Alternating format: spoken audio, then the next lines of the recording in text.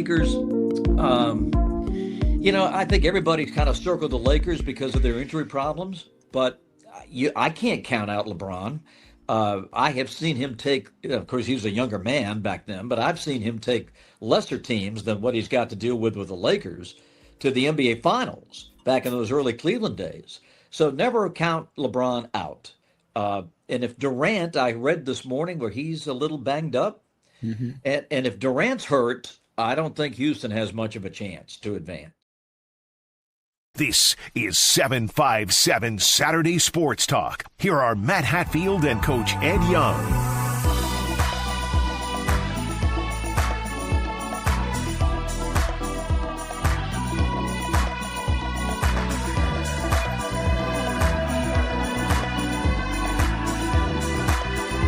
And we greet you on another Saturday in the month of April. Welcome to 757 Sports Talk, powered by Cova Sports TV. Like, share, and subscribe as always. With the Coach Ed Young, I am Matthew Hatfield. Edward, how has your week of April been as we're getting into the teeth of the NBA playoffs, the NHL playoffs, all those good things happening in the world of sports? And, oh, by the way, the NFL draft's got a couple of rounds that are actually 3 rounds that are in the books. We got a couple of special draft guests that will be joining us a little bit later on in the show here. Today, life good? Good for me. Hold on here. Let me get my co-host. Hold on. There he is. There's the puppy. Where's the puppy? Can we see the puppy? Okay, there's the puppy. Say hello. He don't say much. He don't say much.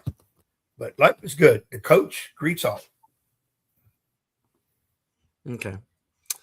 Well, we've got, like I said, a couple of days of the NFL. Yeah. I can't say before you cut me off. Go ahead. Yeah, I'd cut you off because you didn't want to bring it up, so I will. 6? Is it 6 or 7 game win streak for the New York Yankees? I know it's only April. But that's a good fact to put out there for people in the know. Yankees win again. You familiar with Elaine Stritch? Oh, Mrs. Stritch kid, yeah. You said Stritch kid? Mrs. Stritch's kid, yeah. No. You familiar with Elaine Stritch? I mean, I don't know personal, no. Well, your Yankee fan, all I got to say to that is... Who cares? Nobody cares. You could have said the Philadelphia Phillies have dropped 10 in a row. Yeah, now that's not good either. That's my pick to win the American League or National League East. That's not good. If it's your pick to win the American League, it has no chance because they don't play in the American League. So I can just say that right now. You have no chance. National League East, no that chance was my on pick that there. And Toronto was my American League East.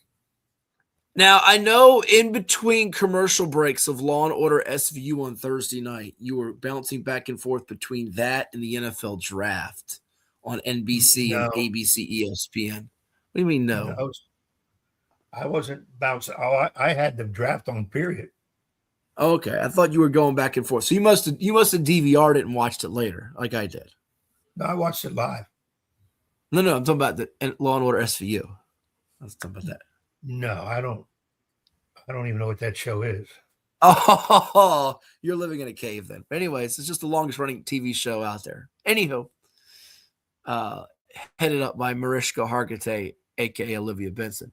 But while you took in the draft and the 8-minute timer for picks, are you like me and felt like it's changed the draft a little bit from years ago? We don't need 15 minutes per pick. I get that part, but we got to condense these interviews and some of the pomp and circumstances, give me a little insight analysis and go if it's going to have that type of tempo and speed to it. I mean, that draft was done quicker than I thought. And the basketball games, which are all on streaming devices, if you have Amazon Prime, which I do not, you could watch those that took place, including a thrilling, riveting end of the Knicks-Hawks game number 3. And you heard from Bob Rathman at the top of our show, who was on last week's episode. If you missed it, go back and find it on Cova Sports TV. He correctly called it that the Lakers would be in better shape than the Rockets, which doesn't seem like a surprise now. Kevin Durant's missed 2 of the 3 games, but they were a hefty dog to begin that series. And, oh, by the way, the Hawks have recovered from the game 1 loss last Saturday to win 2 in a row and a chance to make it 3 straight if they can send New York to another L tonight. Well, working backwards, Mm-hmm. I picked the Lakers to win it. I thought they'd win regardless, unless I was a little worried about Luka and Reeves not playing. And I think I said it out loud. If they don't play at all, I don't see the Lakers winning. Yeah. But they're not playing at all, and the Lakers are winning. And the Rockets don't know how to hold the ball with 23 seconds to go up 6. A little bit like Duke in that regard. A little bit like Duke in that regard. And I picked I think I picked the Knicks in 5 over. Yeah, you and me both. Get that one wrong. And it's good after game again. 1. And then, here we go again, Knicks. What are you doing? What are you doing? But let's give credit to the Hawks. It's a different type of Hawk team than what the last few years. So I'll give credit to the Hawks. I wonder with Boston won last night. I thought maybe they would kind of mess up and be down. They had trouble. They had some trouble in that game. That was not an easy situation. And then Portland just gagged like dogs against the Victor Wembanyama Spurs. As Dylan Harper, the rookie, gives them 27 and 10. The guy from Rutgers who didn't make the NCAA tournament, he along with Ace Bailey at Rutgers, and then Stephon Castle from one of UConn's title teams, 33 points. He exploded. And Portland, I think Denny Advia decided to be a hog at the end of the game, and then Scoot Henderson lost his head, got a technical. He didn't shoot it as well as he did in the first half, and Drew Holiday did all his damage prior to the fourth quarter. But go backwards a little bit before we get to the draft, which we're going to talk plenty of with a couple of our guests, which include the likes of Brian Lamb, he of NFL Draft Lounge and Draft Countdown. Plus, we're going to be joined by a guest from Orlad Scouting Service, David Syvertson, in the 11 o'clock hour of the show to break it down thoroughly with those guys, including a couple of 757 guys that got their names called. Congratulations.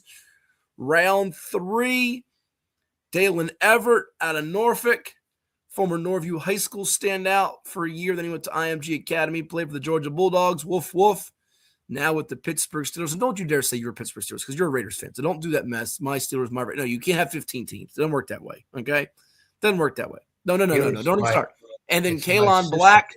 No. I don't want to hear that crap. You're a Celtics and Knicks fan. You can't root for both teams and they get to the next round. You can't do that. You cannot do that. And Kaelon Black, the running back from Salem High in Virginia Beach, once was at JMU, then went to Indiana, played for Kurt Signetti's national champion Hoosiers. Hoosiers! He's going to be playing for the San Francisco 49ers, third round back. He's an even bigger surprise going in round 3 because a lot of people had him in mocks going in the 6th or 7th round, including one I saw on NFL.com earlier in the week. But back up before all the draft talk and your guy Mendoza going to the Raiders at number 1. Mike Cardinals taking a running back in Jeremiah Love from Notre Dame, 3rd. Much to my delight and chagrin. I'll tell you about that in a moment. But we were at the PIT last weekend, called those games on TV for On the Spot Norfolk 27 and the folks at Prep Spin Worldwide. And a good time there as happened last Saturday at Churchland High School in Portsmouth. Lots of fun basketball and great eats afterwards, too.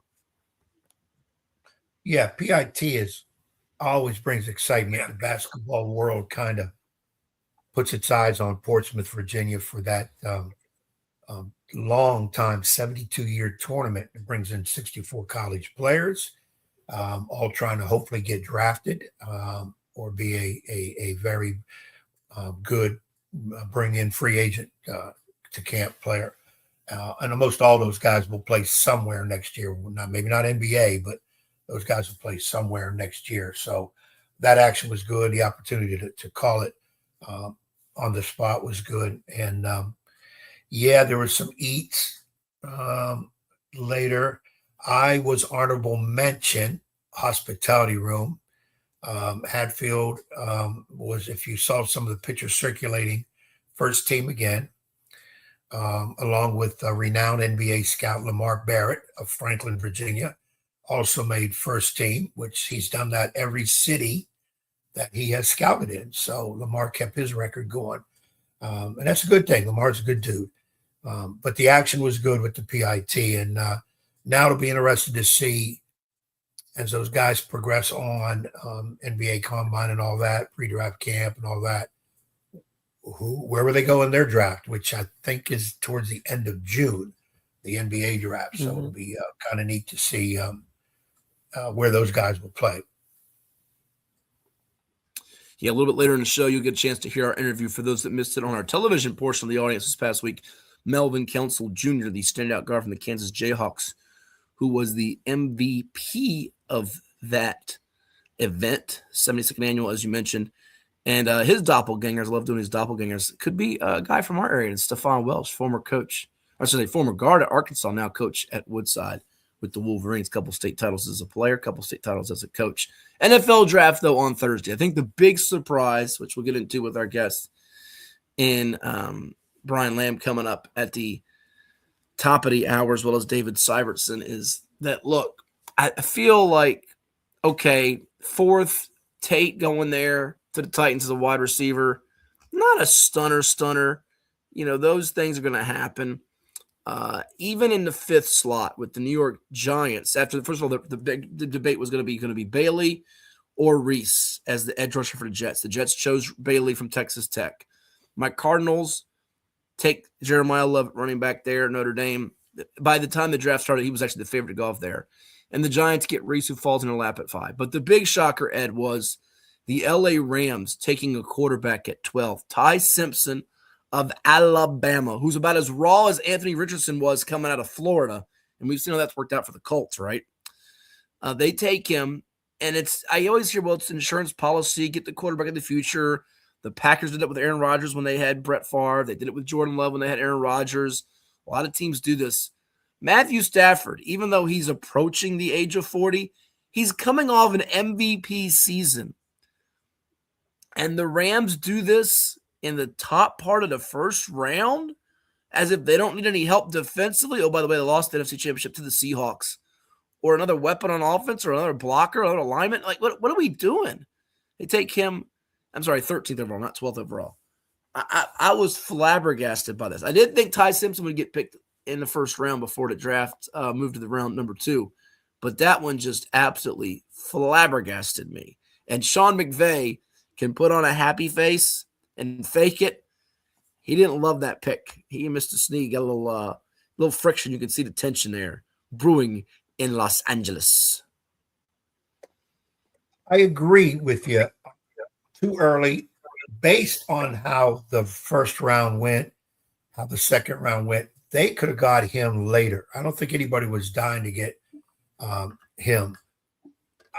I can see why their team looks to be strong, barring injury for Stafford. They should be good again next year. Super Bowl, who knows? But they'll probably get Puka Nakuma's head on straight. We know how talented he is. That's for sure. And Devontae Adams in play. They should be a deep run playoff team, meaning they'll have a late pick next year.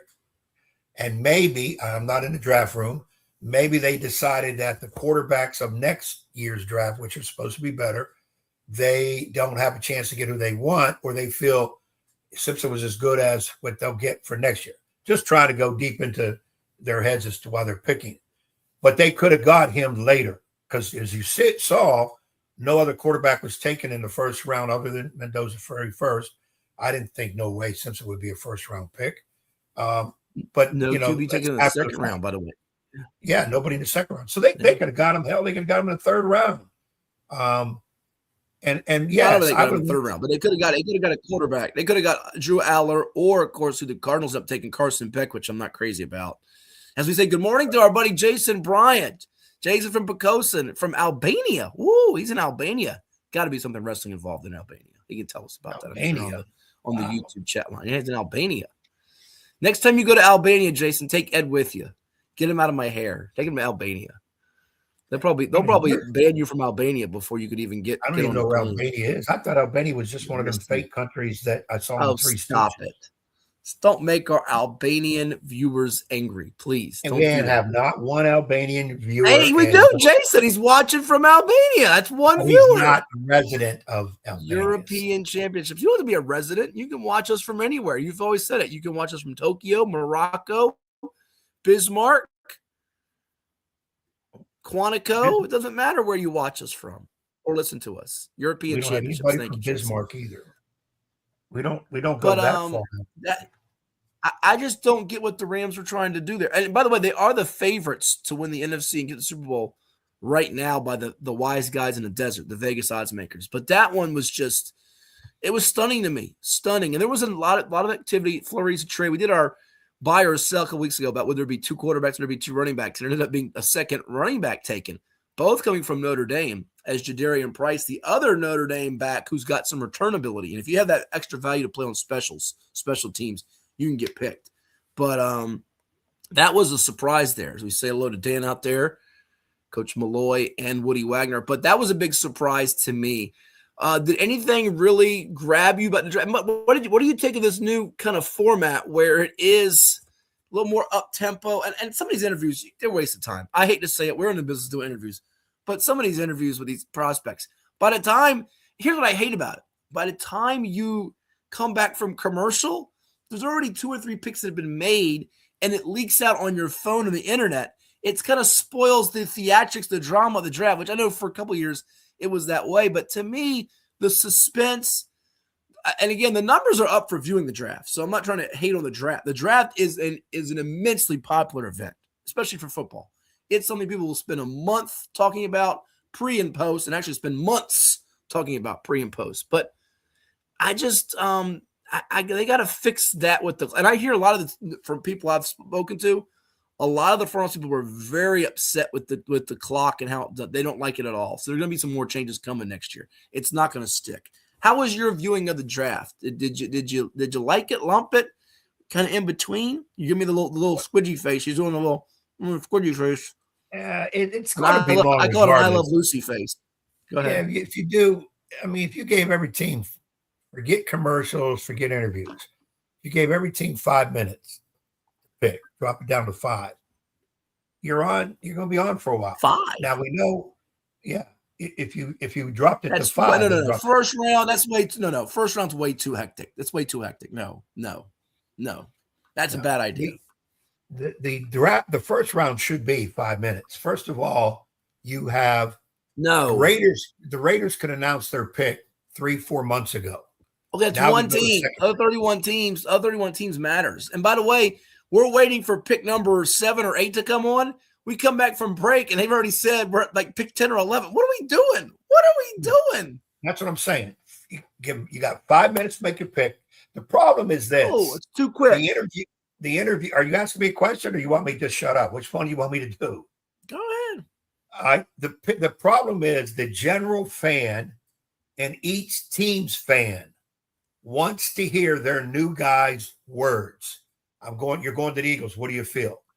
That's what people want. Me personally, no. Okay. So-and-so's pick. Mendoza going to the Raiders. Okay. Who's number 2? Because that's where the draft suspense really was, number 2. We all knew Mendoza going to Raiders. I'm not interested to hear what guys got to feel. We all know, thank God above. I've been working for this forever since I was a little boy. We all know what the actual talk's going to be. But that's big for the regular general fan. So they're not going to get rid of the interview stuff and all that. So that's going to keep coming. And it's going to take them 2 minutes to go from the back room to out to the stage. So there's more time there. They're not sitting right there like when the Heisman Trophy is announced. They're right there, and like boom, we get it done quicker. So I'm not so sure what more can you do with it. I just think that the first round does not have intrigue. The second, third, fourth, all the way up to the 7th round, which not as many people watch because it does go a little quicker and you don't know the guys as much as that first round. And of course, the trades in the first round bring up some ideas too. So I don't know. I know one thing I wish we could do, and it'll never happen: eliminate the damn commercials. But that will never happen because that's the move.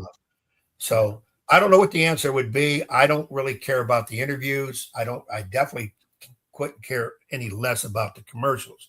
I'm just intrigued by, okay, the Rams take Simpson, okay, boom, automatically going to the next guy, even though we might scratch our head and say, what?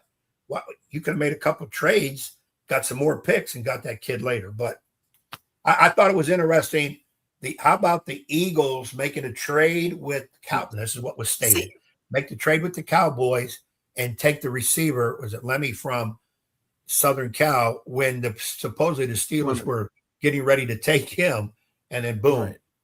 Well, but you just made my point. Getting ready to take him. The clock is evaporating so quickly, and you can't view it the way we used to view it, where you had that fifth. Remember, back in the day, I remember the 1998 NFL draft when Peyton Manning got picked first overall, in the days when the Washington, then known as Redskins, now Commanders, took LeVar Arrington and Chris Samuels back-to-back on picks 2 and 3, and Courtney Brown was the first overall pick, and David Carr was the first overall pick. Those days on the mothership when Ed DeSwami, Chris Berman led the coverage, not Greeny. This is going to be a great NFL draft. Frank Caliendo, watch out, I'm taking your job as Berman's impersonator. But when those days happened, it was 15 minutes per pick, which drove you bonkers because you're an impatient person. You can't sit there 15 minutes. But now it feels like people are making a big deal about that trade, the Eagles, Cowboys. Not that big a deal. Moved up, a slot or two? Not a big deal. I mean, you get an extra pick. I think, believe it or not, and this will make people either ecstatic to hear or hate my guts, I think the Dallas Cowboys got the best player in the draft. I think Caleb Downs. I know Nick Saban differs with me on this because he loves him some Ty Simpson, and he loves him some Carson Beck, and he doesn't really care from Caleb Downs. Is one of the hot mics caught it coming back from break, by the way. He's not a fan of that pick. I think Caleb Downs is the best player in the draft. I think it's safety. We see how these versatile safeties, what they're doing now, the last couple, I should say defensive backs that can play safety, different roles as a chess piece on the board. Like Cooper DeJean did for the Eagles a couple years ago. Seattle got one this past year. You get a player like that, it can make a major difference and bolster your defense. And I think he's gonna be a huge upgrade to Dallas's defense on the back end. Almost in the ilk of guys that have been out there before, like Roy Williams and Darren Woodson, which is high praise. But I'm surprised the Giants didn't grab him, because to me, he was a natural fit for John Harbaugh's defense as kind of his Ed Reed 2.0. Now, they did get Reese, who can be a great linebacker for them, but I was surprised they didn't take him there. That one kind of surprised me.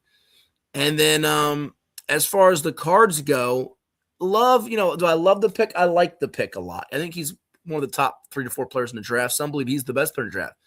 But do you take a running back at 3 when you invested all this money in Algier and James Conner? I know the running game was egregious last year, but my gracious, what are we doing here? I mean, they have holes to fill on defense, which is really rotten. It's a 3-win team from a year ago. And on the line of scrimmage, I don't love the strategy in doing it. You would like to have baited somebody to move up or move down and got them. Because, again, I don't know that Tennessee was taking them at 4. I know people said that. Carnell Tate goes there, the receiver from Ohio State. And by the way, do the Titans really need a wide receiver? They've got some receivers for Cam Ward. They wanted a splash name, and I think that's who they coveted. They could have used some help at other positions too. And Kansas City moving up to 6 to get a corner, who is the best corner in the draft, Mansour Delane from LSU. But that one got me. What's a bigger deal? We're going to play bigger surprise a little bit later in the show and incorporate an NFL draft question or two here. That we had 22 guys taken in the second round on defense, a lot of defensive names, or 9 offensive linemen in round number 1, one of which was Big Francis, who's going to protect Jackson Dart of the G-Men, he out of the Miami Hurricanes. What was a bigger surprise to you? All the offensive linemen taken in round 1 or more defensive guys in round 2? Say it's not a surprise, because I'm always one of these ones when you go into the first round, who are the top linemen? Because most teams, everybody worries about quarterback, which you should. But what about your line? If your line's messed up, it doesn't matter who your quarterback is. You're in trouble.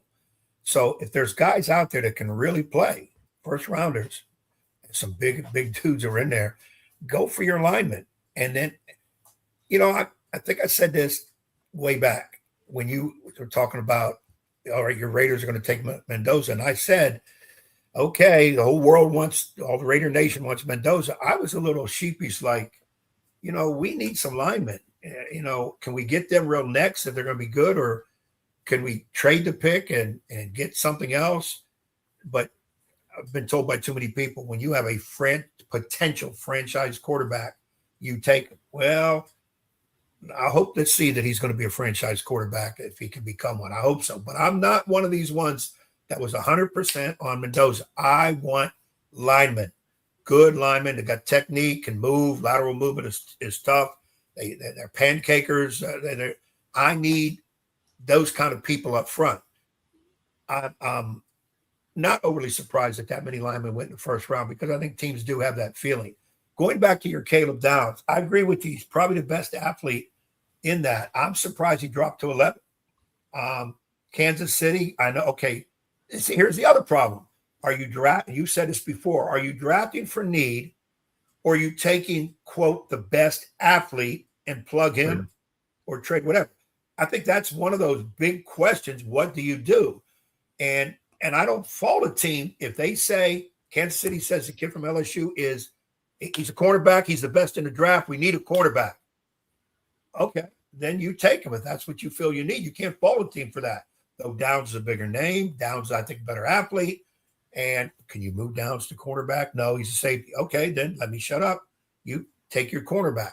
But I think that's what you have to look at too. That are they taking the best athlete? And another problem is, a lot of people think the coaches run the draft. That's not necessarily true. Harbaugh has enough sway on him that he could. Andy Reid has a lot. Some of those coaches don't have as much say as you may think they do on who's getting drafted. So I think that's the other thing that plays. I don't think McVay was wanting Simpson there. I don't think he was wanting Simpson. Yeah, and it's funny because he came out like, "Oh, it's the greatest pick we can ever make." He's the company man. But you're right. Because can you see him coming on camera and saying, "What the hell are we doing? We're taking a backup quarterback's not going to play for a couple of years." Right. We should. Well, there's no way he's saying that. His meeting with the press was short and sweet, and he said he'll compete with Stetson, Bennett, as the number 2 guy. And some say he went that way to try to butter up Stafford. You don't have to, guy's MVP. No, everybody knows he's not going to take his job. It's crazy. It's asinine. No, but he's not. That one got me that it took him there because, and there was a few others that were, eyebrow raising. But for the most part, it was. And I'll be honest with you, I don't know how the draft guys feel about this. I don't think this is an awesome draft. I think there's a lot of questionable names in all 3 rounds. I was surprised our local guys got picked, and not so much Everett because he was viewed as a 5-star coming out of high school, but Kaelon Black, I'm thrilled for him, thrilled beyond belief, but I did not see him because he's a hard runner, good vision, can be physical. He's not a big-time threat catching out of the backfield. I don't know about that fit in San Francisco, which likes to use their backs, i.e. Christian McCaffrey, as a pass-catching threat for Kyle Shanahan. He didn't get used a whole lot in the pass game at Indiana or even prior to that, JMU, or even in high school at Salem. He was just a, contact runner and a really effective one. So I'm curious to see how that fit's going to go as being that number 2 back, because nowadays, a lot of times, number 2 backs in the NFL, you're going to get 10, 15 touches a game, not to be known much as a big-time passing threat. So curious to see how that works. I think Everett will be really good. I think there's some questions people have about ball and flight and, the little intricacies at the corner spot. I think he's smooth. He's a natural. I think by about year 2, 3, 4, he's going to start to pick it up. And oh, by the way, older brother of the standout quarterback at Maury, Damo Everett, coming back as state player of the year. So interested to see years from now if Damo can make it all the way to the pros like older bro now has. So congratulations to Everett. Congratulations to Black. People all across the 7-5.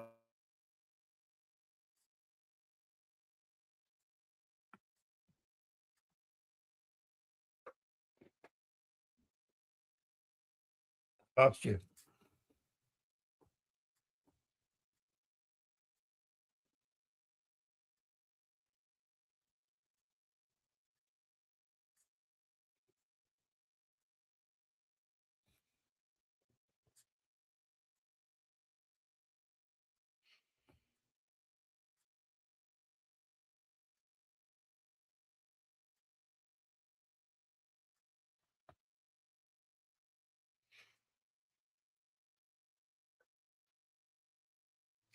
Well, I'm not sure what happened to Matt's audio. I don't hear him, but we'll try to get that situation rectified and get it straight and come back on here. One of the things I wanted to run by Matt too is when you are in the draft and you have multiple people, who is that final person making the decision? And like in the Cowboys situation, Jerry Jones got a whole lot to say. Is it your scouting leader of your scouting staff? Is it the general manager? Is it the head coach? Most teams, there's a collaboration before a pick as to who we're going to go for, so they can avoid this stuff later on down the road that, well, I told you we shouldn't have picked him. I know we should have went with this guy. Eliminate all that and kind of have a joint decision. And a big thing about the draft too is the whole big thing about the draft. You can talk about it now. Well, this guy should have went here, whatever, because of name recognition, what they just did in college. Now the draft becomes, what do you do on the pro field? We can't assess drafts until a year or 2 or 3 later, and then assess, was it a good pick or not? Some of these guys play really well in college, and maybe they don't pan out as great in the pros, or they switch positions. You heard with the linemen, they might draft a tackle, but they're thinking about moving them to guard, or a guard and moving them to center, an inside linebacker and move them to middle linebacker. You don't know how their skill level is going to project for the pros until they really play it. And then, and sometimes the other thing is, well, why are some guys bust and some guys are good? Well, if you have to play a guy real quick and he's not ready, he could be a bust in the draft. He's not really ready. And if you got a guy that can sit a year, learn the system and whatever, and then get in there, okay, it's a great pick because he had a chance to learn a system, which happens a lot of times with your better teams because they have guys that are already entrenched in their position. Here comes the rookies. They can kind of come in as a backup, and they get a year or 2 to grow before they get a starting position. You get those teams at the top of the draft that did not do well, 3, 4, 5 game winners, and they got to play these kids quick. And let's say they're not quite ready or they don't have much around them, then they look to be a bust possibly because they had to hurry up and play.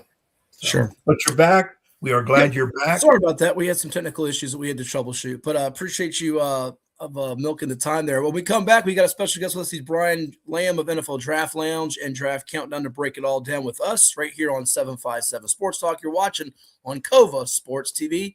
Back in just a moment. Stay tuned. Did you know that the minimum limits in Virginia are $30,000? $30,000 is a lot of money on an individual basis, but if you're involved in a personal injury matter, that's not enough. Here at Williams-Deloitte, we're happy to provide a consultation on the amount of coverage you have in your vehicle.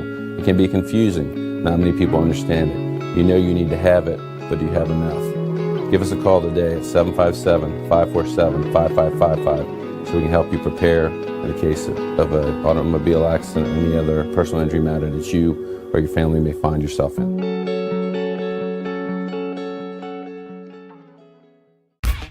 For any athlete, making it to the top sometimes comes with a few steps back. That's why there's CHKD Sports Medicine. Advanced diagnostics, treatment, and rehabilitation for sports injuries, just for young athletes like yours. What's up at DQ? Oh, just the best deal ever. The $7 bacon cheeseburger meal deal. Bacon cheeseburger, fries, drink, and a sundae. No time to be modest. It's all full size for just $7. Right now at DQ. Happy tastes good. Well, it's everybody's favorite time of year again. Time to prepare to make your annual donation to that infernal revenue service. And if you're like me, you need help. Help to keep that donation as small as possible. So get off your W-2 and call John Maynard at John's Tax Service. 455-6763. As a banker at Town Bank, we believe that people bank with people, not with banks. You're looking for an actual personal relationship, and that's what you get at our bank.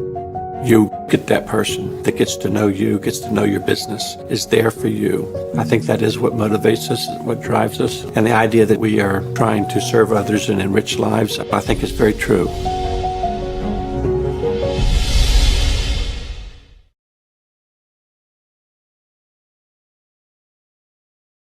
What makes makes a life a good one? Is it our adventures? Or the friends we find along the way? Is it the challenges we conquer together? Maybe it's the people's lives we touch every single day. So, what makes a life a good one? You'll have to figure that one out for yourself. After more than 50 years of innovation, AstroTurf still leads the way. The inventor of artificial turf does it all, right here in the USA. We engineer, test, manufacture, and install the world's most innovative fibers and turf technologies, with over 30,000 tracks and fields worldwide. AstroTurf, powered by Sport Group. And now back to Matthew Hatfield and that evil basketball coach. Blast you, Ed Young!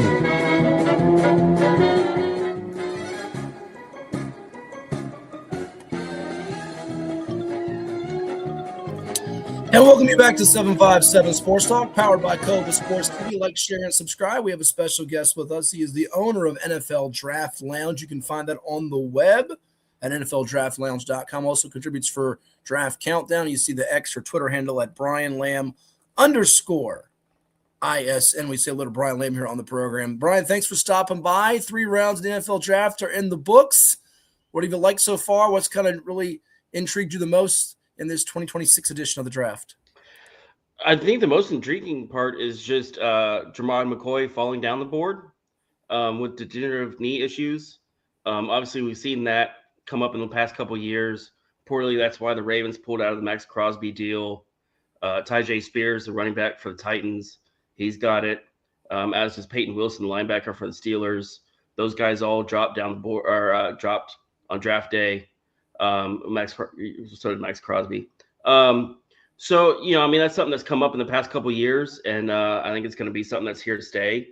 But for McCoy, somebody who's arguably a top 20 overall player in this class, is now available on day 3.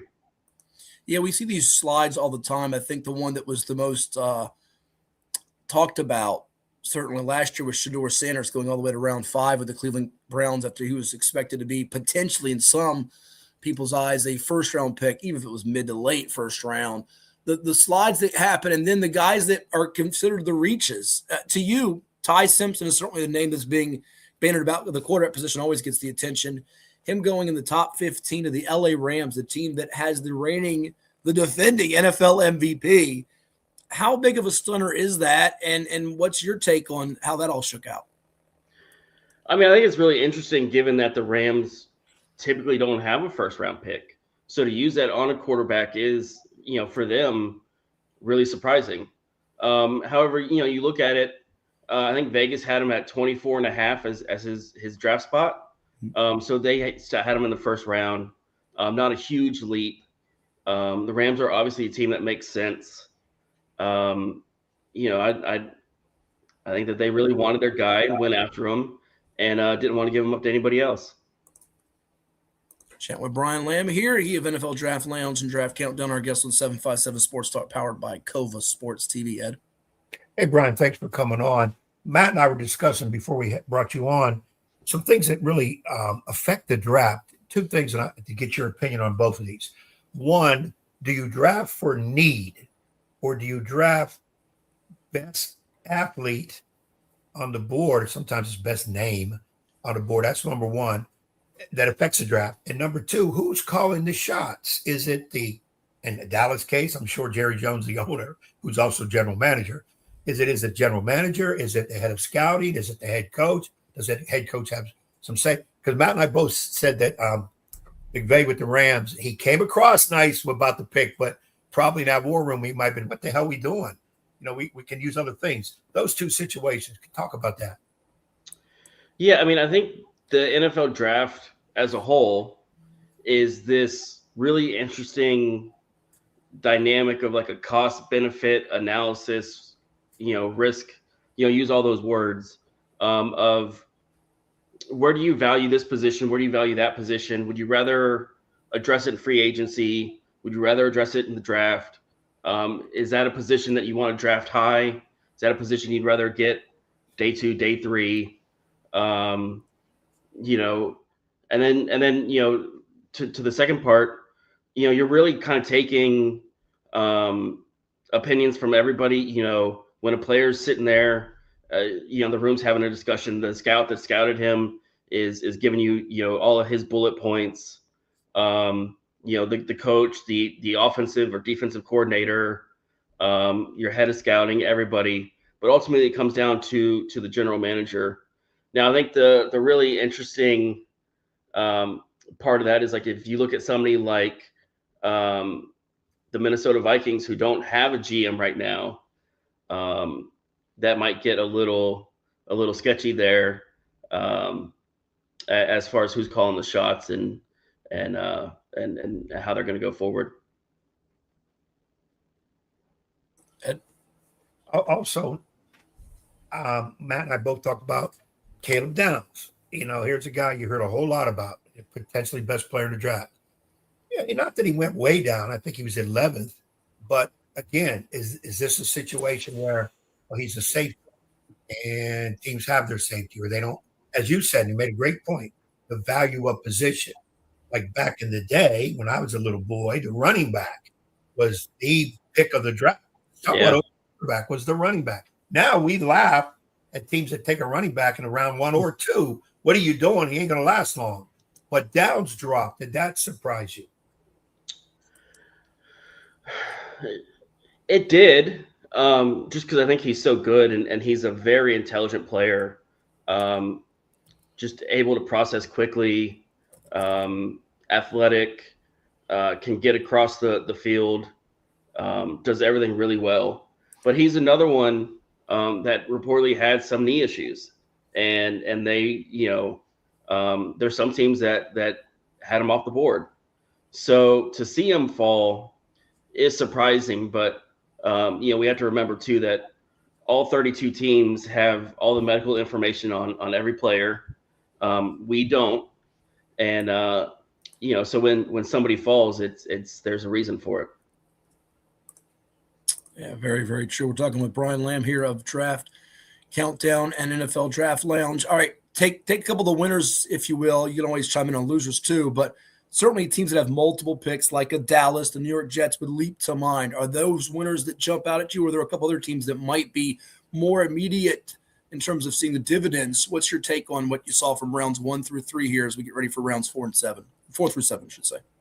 Yeah, you know, I mean, we always talk about the Baltimore Ravens, right? They're always one of the best teams to draft. Get Zion Young day 2, you know, go guard in round 1. You know, maybe not be the sexiest pick, but certainly somebody that's going to come in and fill a need on the offensive line for them. And then I think you can look at the Giants with John Harbaugh now, who came from the Ravens. You know, 2 picks in the top 10. Just smart decisions. Don't panic. Don't trade up. You know, don't give away all your draft capital to move up a couple spots. You know, so you look at those teams of what they do well, and then I think you can kind of look at maybe somebody like the Houston Texans, who, you know, maybe give away a little bit too much to move up. You know, for somebody like Keelan Rutledge in the first round, you know, probably could have gotten him there early second round. You know, and just kind of, you know, panic a little bit, like they did when they selected Davis Mills, you know, like 5 years ago.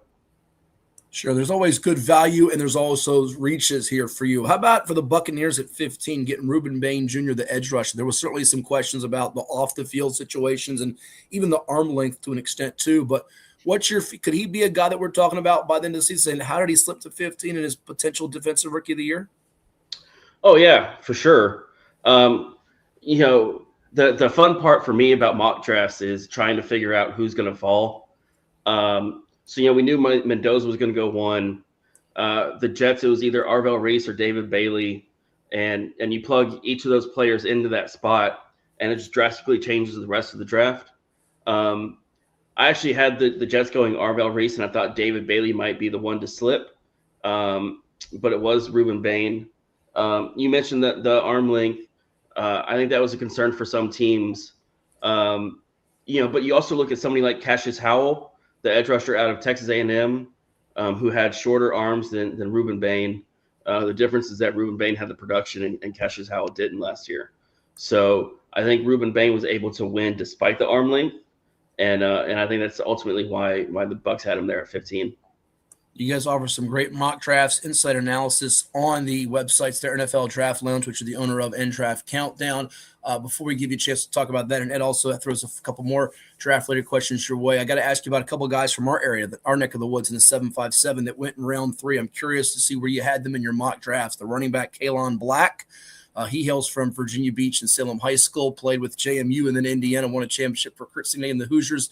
That guy in the backfield with Fernando Mendoza, he goes to the San Francisco 49ers, and I talked about it earlier in the show. You think of him more as that physical runner, not the guy that brings that receiving threat value, which the Niners certainly covet as the guy to complement Christian McCaffrey and Kyle Shanahan's offense. Your take on him, as well as Daylen Everette, goes to Pittsburgh, defensive back from the Norfolk area in our 757 neighborhoods, and played at Georgia after starting at IMG Academy. Your take on those two guys, Everette to the Steelers round 3, Black to the Niners round 3. Did you have them in the 3rd round? How about those two guys? Yeah, I did on Everett. I really liked him. Thought he played really smart, athletic, great at the catch point to affect the ball, break up the play. Kaelon Black I had as a day 3 guy. Didn't have him in my top 100. Watched him live at the Senior Bowl. I thought he ran well, but I mean, there were also some times where he maybe wasn't the best running back on the field. So I had like 2 or 3 others mocked to go in the top 100. But you see your guy that you want. The 49ers, I don't think they have a ton of picks, so you see your guy, you go after him. Yeah, and I'm not sure a lot of people had them this draft playing out with 2 guys in the 1st round at running back, both from Notre Dame, and in the 3rd running back off the board, a guy from our area, the Tidewater area, and Kaelon Black.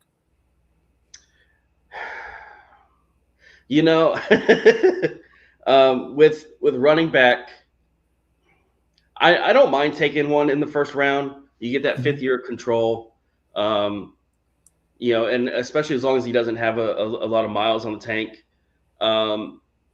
You go after him.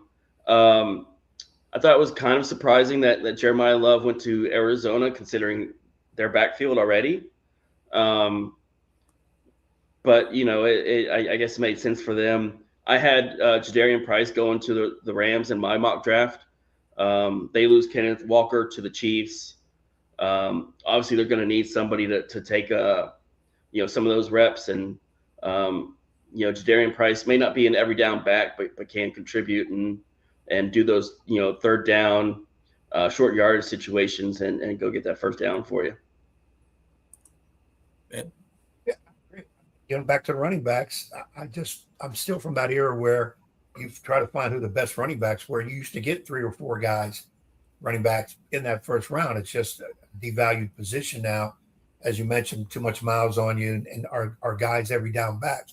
Because very few Derrick Henrys around that can go every down and get production. And I was a little surprised. I thought the Cardinals took Love maybe because at that moment he's the best player, because some people said he was the best player to draft over Downs, and now you're going to fit him in.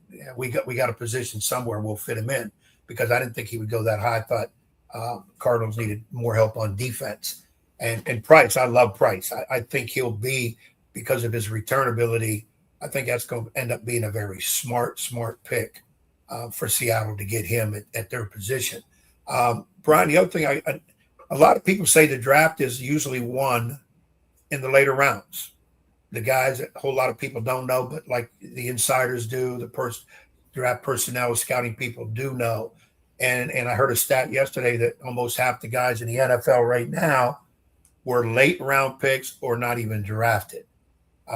Your assessment on who wins that in terms of those 3rd, 4th, 5th round, 6th, even up to the 7th round, as opposed to the first round picks. Yeah, I mean, I think we saw last night. I mean, you see all those tight ends come off the board. I had a lot of those guys on day 3. I really thought we'd see more wide receivers, cornerbacks, offensive linemen come off the board rather than tight ends. But first off, to your point on running backs, I think we've seen running backs kind of be devalued, but I think we see slot receivers valued more now. So I think that's an interesting turn that we've taken over the last 15, 20 years. But yeah, I mean, look, day 3 is where you make your money. If you can hit on these guys, and not just practice squad guys, not just special teamers, but guys that can contribute and stick around in the league. I mean, that's the best thing, right? So trying to find those guys that have maybe fallen down the board, have some injury questions or concerns, guys that have really wide ebbs and flows, high ceiling, really low floor guys, that you just hope you can come in and coach them up and get some of that stability out of them. We have tons of Washington Commanders fans in the DMV and down here in the 757, Brian. So I'd be remiss if I didn't ask about how the Commanders did in your eyes. They get Sonny Styles to fall right in their lap at number 7. There was some whispers even the last couple of weeks that maybe they wanted a wide receiver, Carnell Tate, his Buckeyes teammate, the whole situation with Terry McLaurin the last couple of years here. And then round 3, they get that wide receiver in Antonio Williams of Clemson. We hear some of the comps with Styles being Fred Warner. What's your view on the Commanders and what they did? Yeah, I thought they were really smart just to stick there and get their guy, especially as it started to play out. I thought that they would go Reuben Bain. I thought that kind of fit Dan Quinn's mold a little bit better. I thought Styles would be off the board at 5 to the Giants. So to see him still there, I'm sure they were surprised too. Antonio Williams, slot receiver, plays really, really twitchy. Has a great, second gear, gets up the field, can get across the field quickly, smart, intelligent, can run plenty of those routes that, I'm sure Jaden Daniels is just going to love. And before we get you out of here and get you a chance to talk about draft countdown and NFL Draft Lounge, any day 3 names that we should certainly circle that you'll be watching closely and you can see them having an impact sooner than later in the NFL? Yeah, I mean, I think, we talked about Jamal McCoy. I think he's certainly one that's probably going to come off the board early here, unless he just continues to fall and he just goes undrafted, right? But another one I'm looking at is Garrett Nussmeier, quarterback out of LSU. I thought he was the best quarterback at the Senior Bowl, had a really great combine, great pre-draft process. And, his dad's the offensive coordinator for the Saints. So he understands the NFL playbook, smart, intelligent, probably capable of playing, day 1. Good deal. And I think the biggest slide I remember, Brian, from a draft, and us Hatfields, we are surprised by a McCoy slide, but we're not that all upset about it being the Hatfield McCoy. Yeah. but you remember Brandon Browner years ago, the defensive back, Brandon Browner? Yeah. Oregon State. I think he was projected by one of the mocks or magazines I remember back in the day, first round, and he slid. I forget where he might have been 7th round. He had a pretty good career at defensive back. So it's not the end of the world if you get a slide like that. But tell the folks what they can find on Draft Lounge, Draft Countdown, why they should subscribe or check it out. What do you have up there this week and in the days to come? Yeah, we're kind of reformatting NFL Draft Lounge a little bit. It's going to be more scouting reports and kind of like an all inclusive place for you to go and check out player reports and everything. But most of my written like mock drafts, perspective pieces, spotlight, some of those things are over at draftcountdown.com. But you can find me at BrianLamb_ISN or Draft Countdown at NFLDraftCountdown.com or on all the socials at NFL Draft Lounge. Awesome. He does terrific work. Brian Lamb, our guest here on 757 Sports Talk. Give him a like and a follow there on the X as well. Enjoy the rest of the draft, and I'm sure we'll touch base down the road. Yeah, thanks, guys. Thank you so Thanks, much. Brian. Good stuff. Brian Lamb, our guest here on 757 Sports Talk, talking NFL draft. Some great insight from him. We've got more coming up here on the program, including it's kind of like a buy or sell edition. It's bigger surprise, and we got 5 of them will hit on the checkerboard before we bid adieu. And coming up in the next hour of the program, we have another NFL draft expert coming on, and David Syvertson from Orlad Scouting. Remember back in the day, Orlad's Dan Shanka used to come on all the time with our man, the late great Tony McCurry. Great to get Orlad's back in the mix talking NFL draft. We had Shane Hollum last week. If you missed that, some good insight, and Brian with some good details there. So he liked the Williams stick twitchy for the Commanders there. So we'll see. Hey, kind of on me with kind of the same feel I had with the Cardinals. Jeremiah Love going third. Like the player, none of this. I shouldn't say none of this, but most of these are not hating on the players. It's sometimes like you talked about earlier, Ed, the draft war room strategy. We know sometimes there's a louder voice, i.e. Bidwell, in that room for the Cardinals or whatever particular franchise it is that has more to say. I mean, there's rumors now to this day. I don't know how true or untrue there. I wasn't in the room that Arthur Blank. The latest on that story is that he supposedly got so mad at Kirk Cousins, he told the guys, even though people said it was the GM, he put the fist down and said, "We're going with the quarterback, Michael Penix, and show Captain Kirk why." And so sometimes an owner can get in the way, a meddling owner, i.e. Jerry Jones, can do it. But those voices, sometimes you think the draft is all set, and then boom, you get surprises. I believe I heard the stat yesterday. It was 50-1, or it might have been larger than that you had 1 through 5 correctly picked in this year's draft, with it going Mendoza 1, with it going Bailey 2, Love 3, Tate 4, and Reese 5. So think about that. If you nailed all 5 of those picks, boom, boom, boom, boom, boom, you're sitting there with a fortune on your hand, a gold mine. You're not doing the show with me today. And I think the one that would mess people up is Love to Arizona. I mean, no, I think that one started to get out a little bit more I think the one that messed people up was Tate 4 to the Titans, because by draft day, maybe in the days and weeks leading up to the draft, it was more of a stunner that Love went third. But by draft day, it got out there. Tennessee taking Tate, that was under lock and key. I don't know how that one happened, because you would have thought that would have leaked out. Nobody had that one. Well, my thing with Tennessee was Jeremiah Love 100%. They got to get somebody to help Ward. Okay, when I saw Love get picked by Arizona, my first reaction was, oh, they're going to go for a receiver, because there's not another. Price was the next back. He's not that high up. So I'm thinking, if you're going to help Ward, it's a receiver.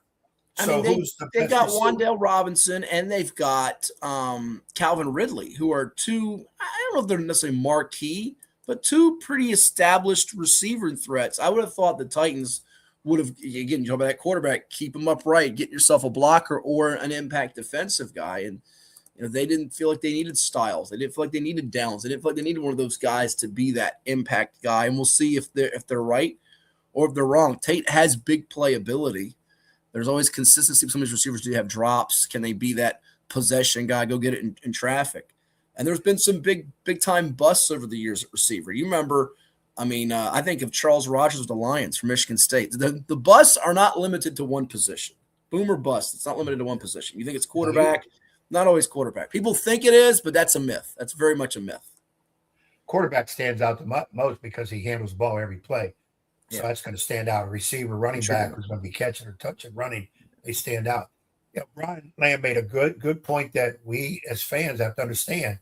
We don't know what goes on in the war room. We don't have all the medical records on these guys. I mean, they know when they fell down and skinned their knee when they were in 5th grade. They have all the medicals on the player. Like why the kid McCoy, who everybody basically said was a first-round pick, still hasn't been picked, and we're going into the 4th round because of that knee situation, because he didn't play last year. Well, go not just to Shedeur Sanders, who wasn't a medical situation on his slide, but a couple years back from our area, and he had a great start to his career, and he had a little bit of injury setback last year. Jeremiah Owusu-Koramoah from Bethel High School, ACC Defensive Player of the Year at Notre Dame, and Cleveland Browns get him, and there was a medical concern for him. It took him out of round 1, and he goes into round 2. And once a couple of teams slide on it, then the more teams, it's almost like the Draft Day movie. You've seen the movie Draft Day, right, with Kevin Costner? Yes. You see where they start calling around, why is this guy slipping? Why is he sliding? Why didn't you take him? Everybody gets nervous. Yeah. It's a really good movie, by the way. That's probably one of my favorites. That's a top 10 movie for me. Not just because you had Jen Garner in a movie, but it's a top 10 movie. Top 10.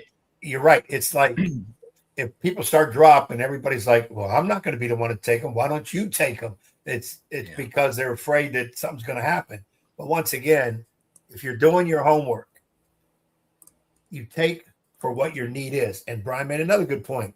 Do we take care of a position through the draft, or do we address it through free agency? That's another thing that comes up big that we don't look at. We see the draft coming up and we're yelling out, take this guy, and they didn't, but yet they've got somebody in that position from free agency.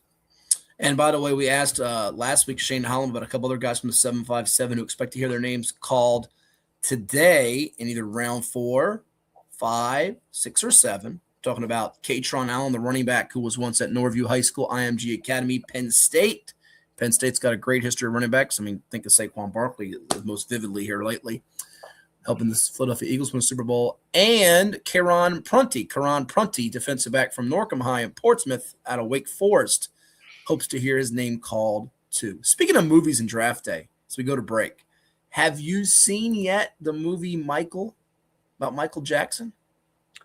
We'll be doing that today. Oh, that's on the agenda today. That's why he's gonna end the show early, folks. He's got an appointment to go see the movie. I knew I was up to I knew Coach. Like I know Coach. Cannot disclose. You can't disclose the theater or the companion. Understand? Or the time. But we know it's today. Well, it's supposed to be today. Oh, it's supposed to be. So it's a moving target. It's a fluid situation. It's a 6'7". 6'7". He's gonna go see the biopic about the late, great Michael Jackson. Great could be up to people's determination if you want to call him great. His singing ability was great. He's the greatest entertainer of all time. I wish I could have seen all time. Name now you're gonna start a non-sports debate. You said of all time? The greatest entertainer of all time, Michael J. I mean, he's up there. I don't know if he's number one, though. Well, if there's people listening to us right now, hit the comment box. In fact, we're going to put it up there as we speak right now. Greatest. You all agree that Michael Jackson, do you all agree? Okay, here we go. We'll put it up there now. Do you agree or disagree with Coach Ed Young that Michael Jackson is the greatest? You want to say entertainer or musical entertainer? A musical entertainer. That's a good way to put it. Yeah, musical entertainer. And if they don't, well, then who is? Because they'll say, just to get on my case, no, he isn't. Okay, who's better? Absolutely. Yeah. What are you going to tell me? Little Richard? Let me craft a 5 list when we come back from break. Let me craft 5 for you. And we come back from break. I think he's up there. I'm not trying to hate on it. I don't want to be that guy today because you might be the hater here. I'm not trying. His movie's out. I do want to see the movie. I haven't got a chance to go see the movie yet. You know, the last movie I saw was funny. You know, me little kids. I went and saw the Mario Brothers movie during spring break. I had a bunch of kids crawling up my arms and my legs, wanting gummy bears and stuff. Leave me alone. But yeah. So that's the last movie I saw at the Cinema Cafe right down the street. They should sponsor a show. Just give them a free plug, right? And speaking of which, especially at these prices at these places. And you know what? Another little rant too, by the way. These prices, you go there and get food in a movie. You come out, you get a bottle of water and a gummy bear. You're spending $22. What the heck are we doing now? But the other one that gets me at my grocery store the other day. This burned me up. Grinds my gears. This will be our Peter Griffin Family Guy segment. Okay, you come into the grocery store, Ed, and you use a $20 bill, right? $20 bill. And your bill, or your price for all your food that you got, your groceries, is $11.94. Now, do the math. You should get how much change back? 20 minus $11.94 is what? Yeah, $8.06. They give me $8, no 6 cents. I don't get a nickel. I don't get a penny. These grocery stores are keeping your change because they don't have the change in the machine. Well, that's not fair. Hold on now. It's not my problem. It's your fault. It's your problem. Where's my 6 cents? I need 6 cents. Are you laughing at? This is a true story. I can show you the receipt. I'm not making this up. This is a true, honest to God story. I could see you stand there holding your hand out. Oh, I was ready to scream and holler. I wanted my 6 cents, a nickel and a penny. And then the problem is everybody starts to know you're coming for them. They get busy. They don't have time for your 6 cents. Yeah, I would have said to you, sir, you need cents, all right, but it's more common. Next. This is a true story. If you think I'm making this up, I'll give you the receipt. I needed my $8.06. All I got was a 5 and 3 ones. Well, what I've noticed this in a lot of stores. If your change is 4 cents or less now, they just next. Wait. What are we doing? What are we doing? You see with the pennies. Now the pennies ain't gone nowhere yet. They're stopped making them, but they still have them. But shouldn't you get a credit? That problem with the money, to put it on your little card or something, say you get a little credit, 3-4 cents. That's what one of the restaurants did when they left my salad the other day. They gave me a little credit and said, we'll give you your salad next time you come in. All right, I'm good to go. But I want my 6 cents. Or next time I come in, can I get that 6 cents used for my bill? Next time I come in for my $3.72 to get my 2 sparkling ices, it could be $3.66 as opposed to $3.72. I had somewhere where it was, I forget exact what it was, but they said something about, well, we don't have the change. And I wanted to say, in your case, okay, well, you don't have the change, then just charge me $8 instead of $8.94. Just charge me $8. And the lady, I think it was like 8 cents or something. I'm sorry, we can't do that. It'll mess my register up. And I wanted to make the comment, yeah, but you're going to mess my pocket up because I need my change. Listen, I have been to some fast food joints where they'll do that. They'll give you the benefit of the extra nickel or whatever. That's fine. Maybe this is the way of coming back to me, like your candy bar story at 7-Eleven when you stole it. But I'm sitting there. Where's my 6 cents? I'm irate about it. Irate over 6. And you know what's crazy? I should not be that upset about a nickel and a penny, but I was. I was upset. Thank you, Jim. Dynamic duo. And I want my 6 cents, Jim. I need my penny and my nickel. Come on back for more, including bigger surprises like our new edition of Buy or Sell. And again, if you want to chime in, do you agree or do you disagree with Ed Young that Michael Jackson is the greatest musical entertainer of all time? Let us know your pick here on Cova Sports TV. We'll be back in just a moment.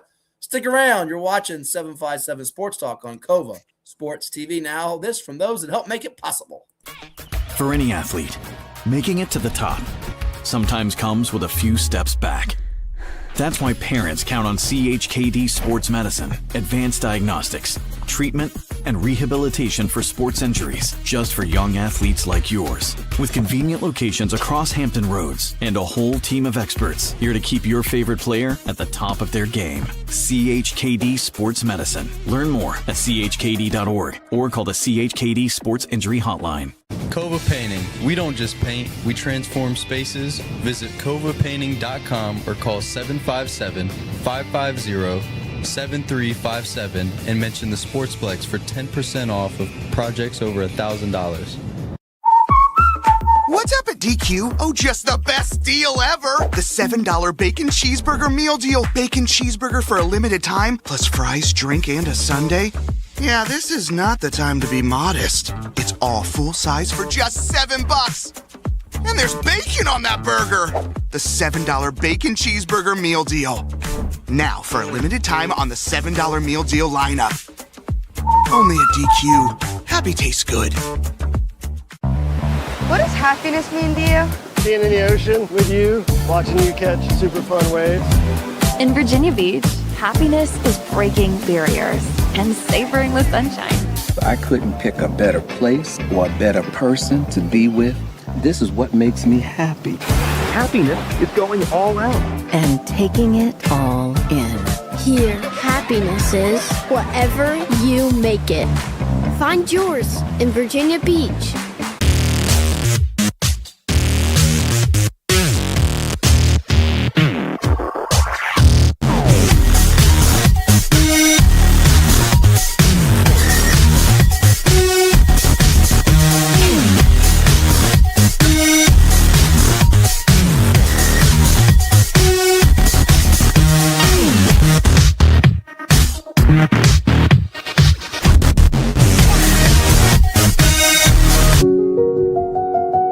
I grew up here. I know this town. I know the people here. More important, they know me. As a banker at Town Bank, we become part of the communities we serve. The people who bank with us, our members, know us. When you bank with Town Bank, you'll know your banker. You'll know you can reach us, and you'll know we're here for you. James Catato tells us tonight there's a new team making new noise in the USL2 scene on the other side of the water. Something special is brewing inside the walls of the Virginia Beach Sportsplex. We're not here for moral victories. When we're on our day, we're a legit team. See the stars of the future in pre-professional action at the Virginia Beach Sportsplex. This combined season ticket special is for men's and women's. That's 15 games for just $100 for adults and $80 for youth. VBU has a brand new women's team that competes in the W League. Soccer fans, it's time to rally behind Virginia Beach United. Tickets are on sale now. Visit vbunited.com. Don't miss out on Virginia Beach United. This is 757 Saturday Sports Talk. Here are Matt Hatfield and Coach Ed Young.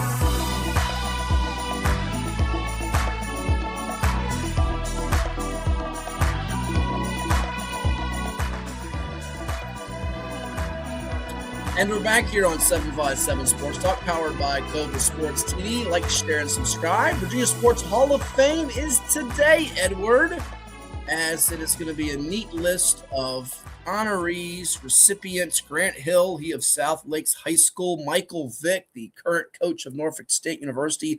Wally Walker, UVA great, two-time WNBA champ, and also a UVA great. Christy Tolliver from Harrisonburg.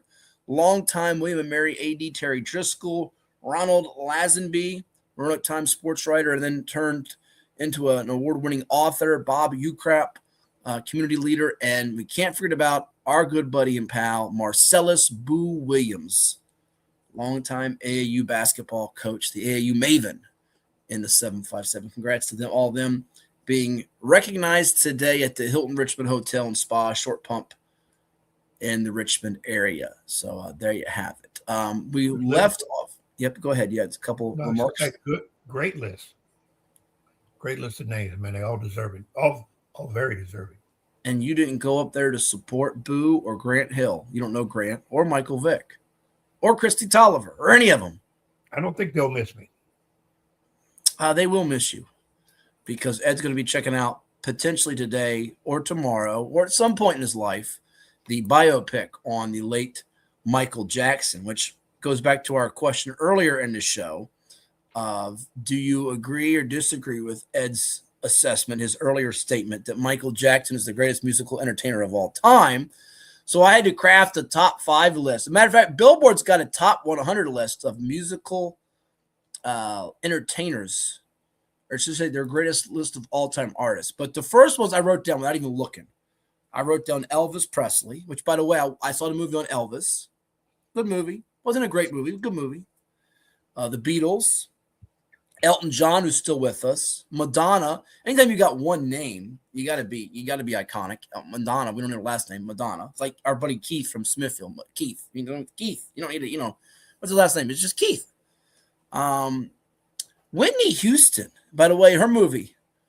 And there's been some documentaries on Whitney. I mean, Whitney Houston's voice, the national anthem she did at the Super Bowl, you still get chills. It gets played everywhere. Every sporting event just about plays her rendition of it, which is, I think, the very best. I think Whitney's on par, if not greater than Michael. That's just me. Now, Billboard, where do you think Billboard put Michael on its list of all-time musical artists? 1 to 100. Give me a number. Well, if they didn't put him 1, they must have a youngster doing the selection. But I'll take a wild guess and say 5th. I was surprised they had Whitney Houston 11th. I'm gonna give you 10 to 1. They went Chicago 10, not the Bulls. Chicago. You get a little squeamish face. This is his face. Folks, but if you're wondering, he's a little. Good group. I've got 3 or 4 of their albums. Good group. Okay.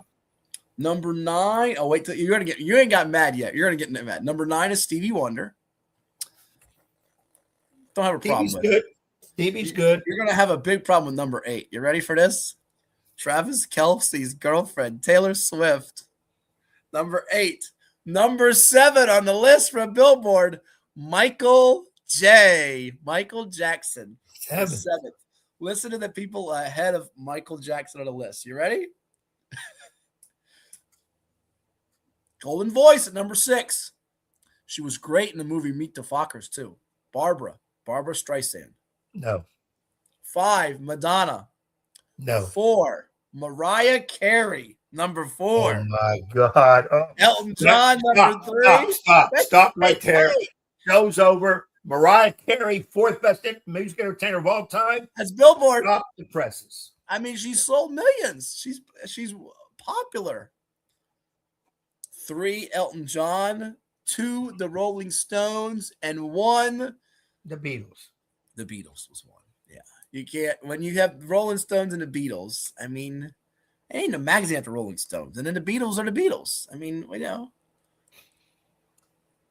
I didn't make the list. That's their list. Don't get mad at me. Don't get mad at the messenger. I didn't make the list. I think Whitney's too low at 11, though. I think having Whitney below Taylor Swift is a slap in the face. That's a slap in the face. I could go Whitney over Taylor. I could do that. That's what I'm saying. She should be ahead of Taylor. That's I could do that one. Mariah Carey, no way. No way. What's your hate for Mariah Carey? No way. Oh, my God. No way. Okay. No way. I mean, No, I can't say in public. I can say why certain people were put certain ways, but we'll do it that way. It is quicker than some, yes, Jim. But it's outstanding. There's no question. I thought Whitney's was too long. I thought she's one of the longest ones. Well, I mean, it does take a minute. It depends what. Yeah, because when we do the national anthem for basketball, I always say when we're away, are they going to play? He's being funny on it. So, but anyways, no. The one I'm a little surprised at, though, going back to that list. I mean, obviously the Taylor Swift one just floored me. I know she's popular. You know who I thought might crack the top 10? And again, I thought Billy Joel might crack the top 10. Might. That would be, that would be close. You know where he is on the list for them? They got him. Oh boy, get you another rant. Got him 19th behind Rihanna. Oh, I love Rihanna, but 19th. I don't know if she's better than Billy. Take a look at that list later. That'll be a good little. You might do a little podcast on that list. Hey, where is Prince? I knew you were going to ask. Prince is right ahead of Rihanna at 17. So 20 to 11. Now you're going to go through the whole list here. 20 to 11 is Garth Brooks 20, Billy Joel 19, Rihanna 18, Prince 17, Drake 16, Sir Rod Stewart 15, Janet Jackson, one of your favorites, at 14, Elvis Presley at 13. Are you kidding me? Paul McCartney 12, and Whitney Houston 11. Elvis 13? We put Elvis that low? You know what? Now that you mentioned, I was saying, wait, somebody's missing in that top 10. Elvis Presley. Well, I said that was the second name I wrote down. Listen, my sheet of paper right here, folks. I had Beatles, Elvis, Elton John, Madonna. That was the first Elvis. Before I even did a search. Elvis is top 5. Yeah, Elvis is top 5. I mean, yeah, he's Elvis. I mean, Michael is basically, of course, he comes from the Jackson family, musical family, but he got a lot of his stuff from Elvis. I thought but again, if somebody else could have a different list, they might have Michael one. It's like mock drafts. You could have a different list and you're wherever. So here we go. All right, and so Ed was floored, to say the least. It was a surprise. So now we play Bigger Surprise. It's not buy or sell. It's not over or under. It's called Bigger Surprise, as we have a potpourri of sports-related topics here for you on this edition of Bigger Surprise. Biggest surprise, Edward? Michael Jackson or Taylor Swift? No. Biggest surprise, the Mets dropping 12 in a row earlier this month, or the Phillies' current 10-game slide?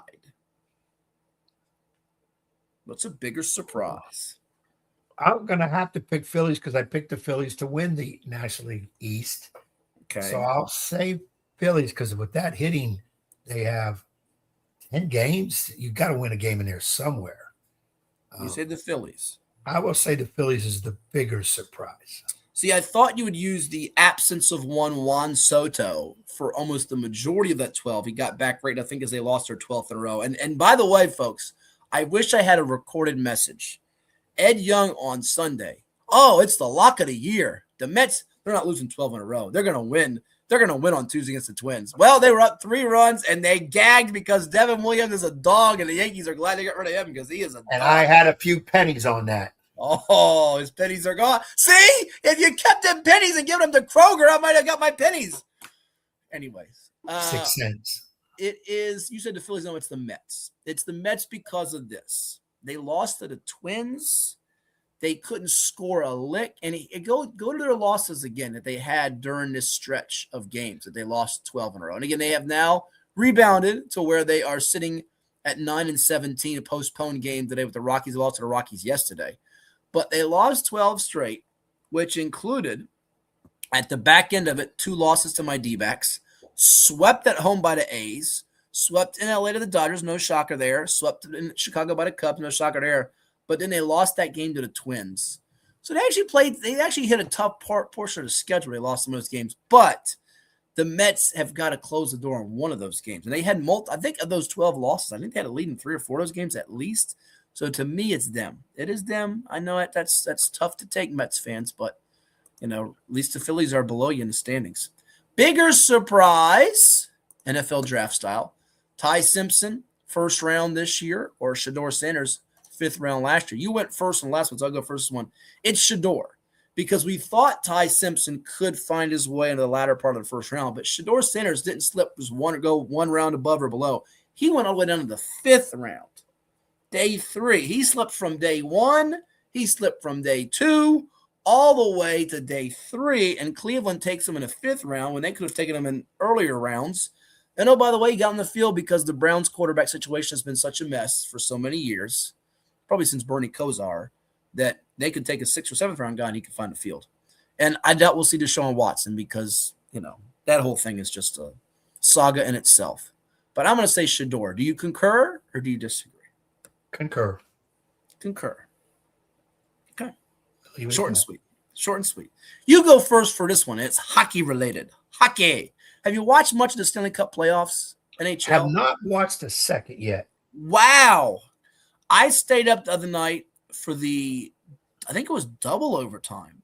It was late, but it was late. I watched it. It was good. It was good hockey. The Dallas Stars, Minnesota Wild. I know our man Nick Senti out there is rooting hard for the Minnesota Wild, like his Minnesota Vikings. But I think the Stars are going to get them. They won that game. Tough loss.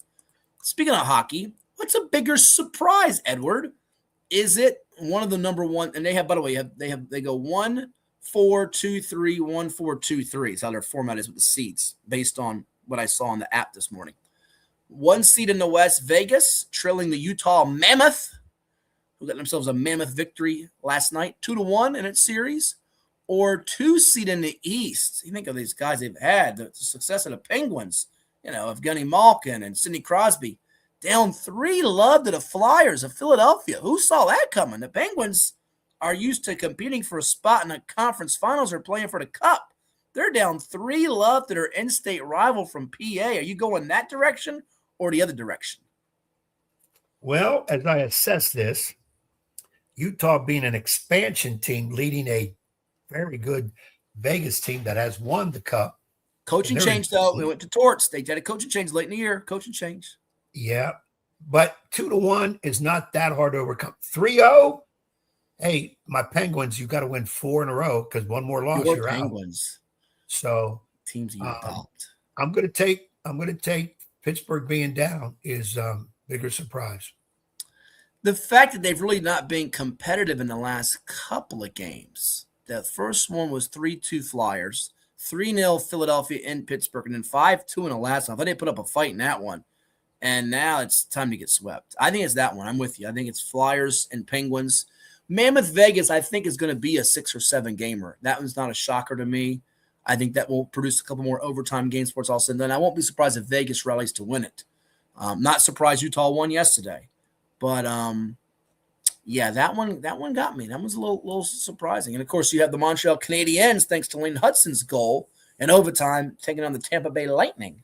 Still a lot of folks, of course, Coach Cooper with Admirals ties down there in Tampa Bay. All right, next up in bigger. Hold on, before we move off, since we're on hockey real quick, tell me where the Hurricanes are. 3-0 up cruising in its series against Ottawa. Because I have Hurricanes out of the East. I think you're gonna hit that. I think I have Carolina against Dallas. Colorado. Oh, you have Dallas, not Colorado? Oh, wait a minute. Avalanche. Yeah, the Avalanche. Yeah, Avalanche. Carolina's winning all these 2-1, 1-0 type of games. They've won 2-1, 2-0. I'll take that back here. Against the Senators, they've won 2-0, 3-2, and 2-1. All these low-scoring games. They're not going to be a lot of goals in their series. All right, next one. We go to basketball. You ready? All right. I go first. I think I go first. The Lakers up 3-0 on the Rockets in the West, or the Hawks rallying to take a 2-1 lead. Did they rally or what on game 2? They were down dead in the water in that game. And the Knicks, Mike Brown decided to be Mike Brown the clown. Brownie the clown. Oh, my gosh. What? And you know what? Mikal Bridges, can you make a shot? You're making $37 million a year. Can you make one shot in a game 3 on the road? Just one? If you make one shot, you win. I know that defensive breakdown with CJ McCollum scored on Miles McBride's being picked apart here, but it's actually, believe it or not, I'm walking on air. No, believe it or not, it is the Hawks. And the reason why is the Knicks were in the conference finals last year. The Rockets were bounced in the first round, 2-7 matchup with Golden State. Furthermore, the Rockets have missed Kevin Durant for 2 of its 3 games. They never got their footing in game 2. Their point guard play is atrocious. The Lakers are without Austin Reeves and Luka Doncic. They hope to get one, if not both of them back, presumably for the next round, as they'll probably see Oklahoma City. But it is the Hawks, because if I put a blindfold on Ed Young right now, he could not name 5 players on the Atlanta Hawks. McCollum. That's 1. Buddy Hield. Buddy Hield? Mm-hmm. Did you say Buddy Hield? Buddy Hield. Buddy Hield is who you said. Mm-hmm. Okay.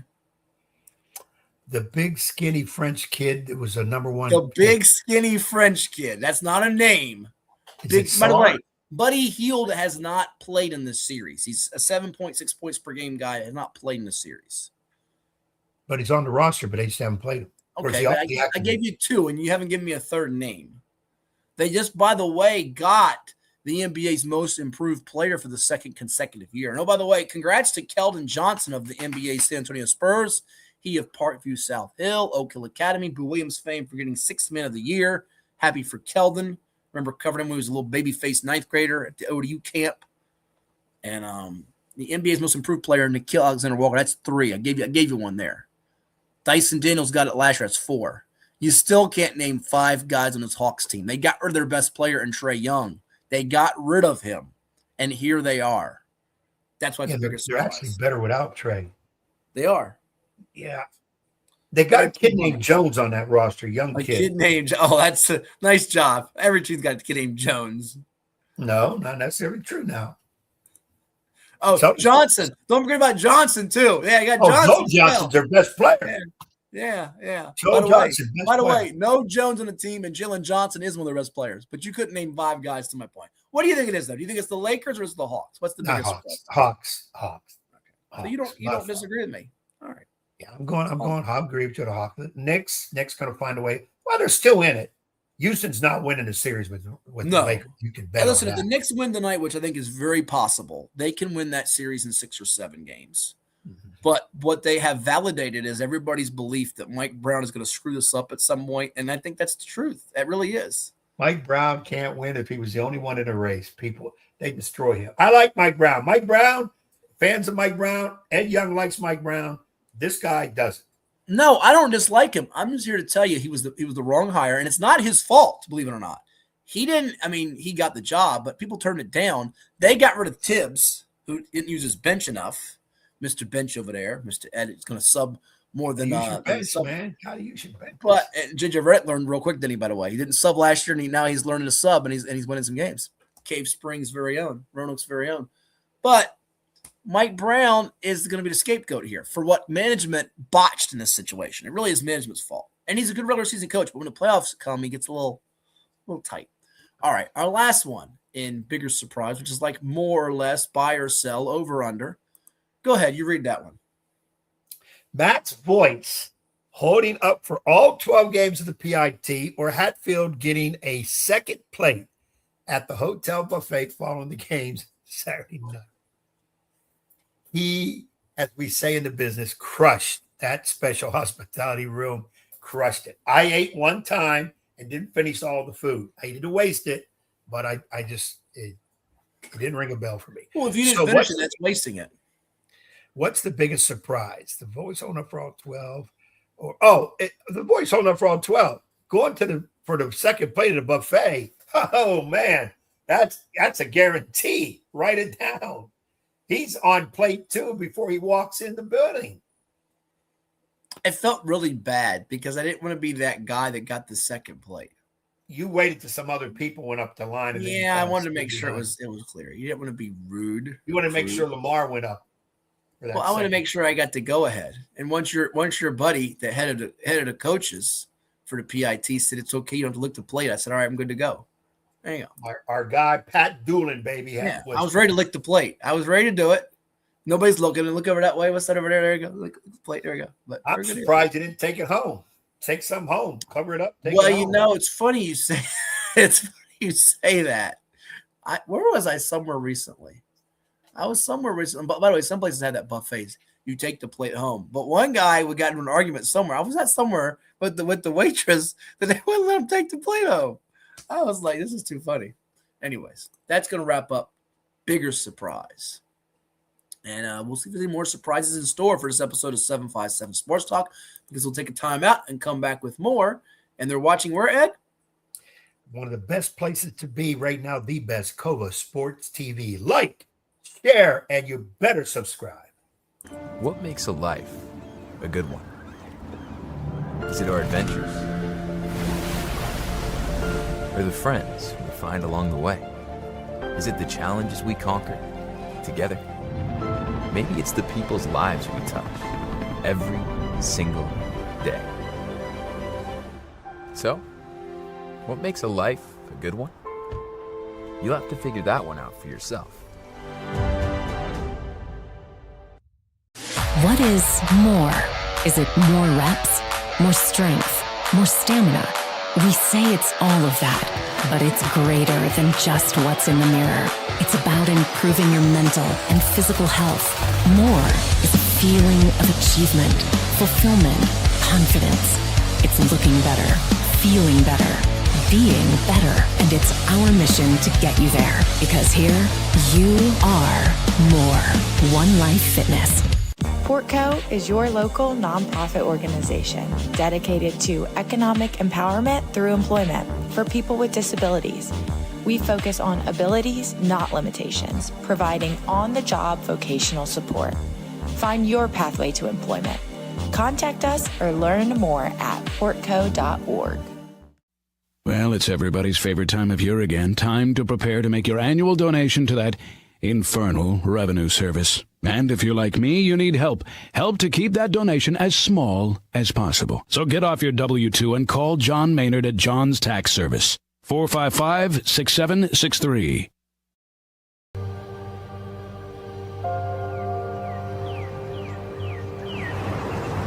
At Rush Soccer, our love of the game and the community we create doesn't stop when we leave the pitch or when the season ends. We are more than an individual player, team, club, or league. We are a truly global community of athletes, parents, coaches, professionals, and fans. We believe that youth sports and the pathway to a lifelong love of soccer have the power to form deep, meaningful connections that will fundamentally shape our players and those in our community. We believe that what we feel is the key to what we can achieve. Feel the pride. Feel the confidence. Feel the legacy. Feel the connection. Feel the trust. Feel the acceptance. Feel the purpose. Feel the difference. Feel the rush.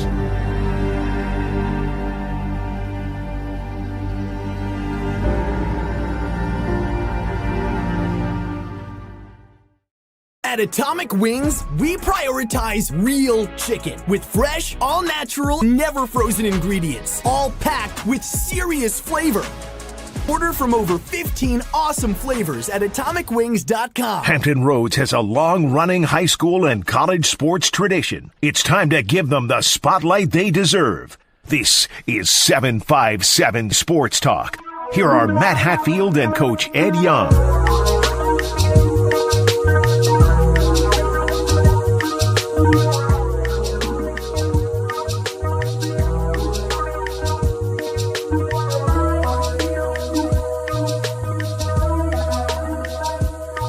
Back here on 757 Sports Talk, powered by Cova Sports TV. Like, share, and subscribe with Coach Ed Young. I am Matthew Hatfield. And Ed, some of the news this week on the recruiting front for football. Maury High School's Matt Williams, who you see on the screen right there, defensive back, has given a verbal pledge to the Vanderbilt Commodores of the SEC. So congrats to Matt.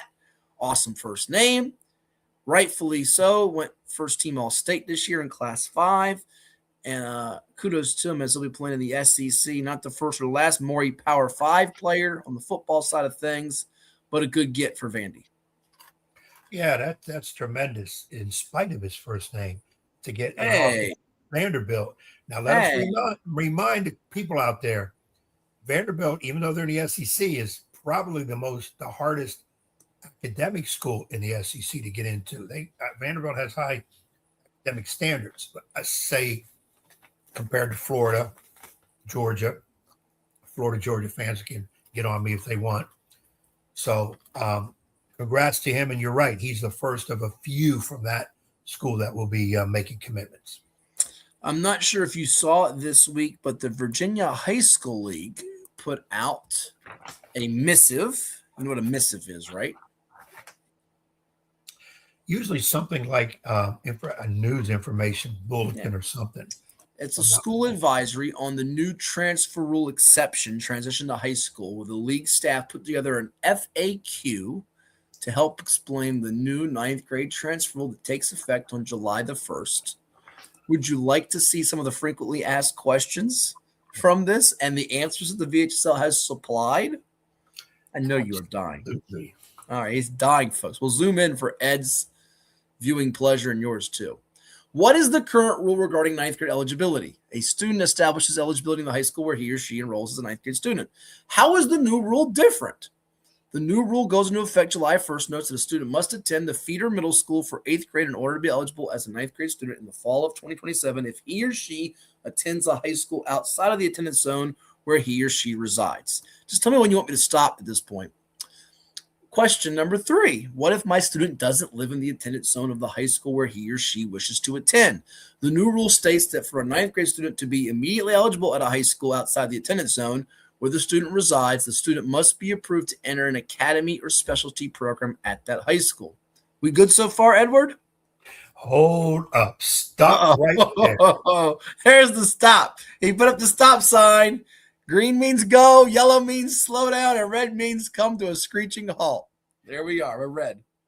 I don't want to get up on the box, but let's stop right there. Go ahead. The number 1 rule where as an 8th grader, you can go to any school in the state. Yes. And establish eligibility. Technically is false. Why? Even though we've lived under that. And I'm going to blame the VHSL. Why? Because you have to go to the school you're zoned to attend. So, which is Matt what they just said. Matt Hatfield lives in the Green Run zone. He's an 8th grader. Actually, living in the Kimsville zone, but go ahead. Continue on. Okay. Green Run sounds better. He lives in a Green Run zone. He's an 8th grader. Okay. He's going into high school. Where he lives is zoned for Green Run. That's where he must go. And everybody keeps telling me, Young, you're wrong. Matt Hatfield could go to Lansdowne. He can go to Kempsville. He can go to Moore. No, he can't. He don't live in those zones. So, in other words, the zone takes precedent over, well, you can go anywhere you want because you're an 8th grader. You're not in high school yet. Now, that's unoriginal, but that's all done now anyways. That's taken care of.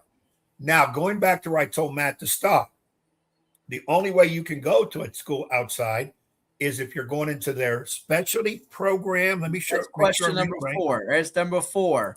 What if my student isn't accepted into an academy or specialty program, or the school where he or she wishes to attend doesn't have such a program? The new rule states that for a 9th grade student to be immediately eligible at a high school outside the attendance zone where the student resides, that student must have attended the feeder middle school of that high school for the entire 8th grade year. Well, hold on. Back up one. Back it up. Back up the question. I want to go back to where it says specialty program. There it is. That's one I just highlighted right there. That was question 4, and I just gave you question 4's answer. Okay. That's the one. Well, maybe it's question 3. You can go to a school outside your zone if you're an academy or specialty program of that high school. Right. That's the answer for question 3, right up here, right here. That's the one I'm going to look at, because right there, again, people, it says a particular academy. Not all schools have an academy, or a specialty program. Not all schools have specialty programs. So it's going to eliminate those schools. Can I ask you a question? Because I think I know where you're going with this. Are you questioning the validity of said schools, academies, and or specialty programs? Am I reading you right, or am I reading you wrong? You tell me.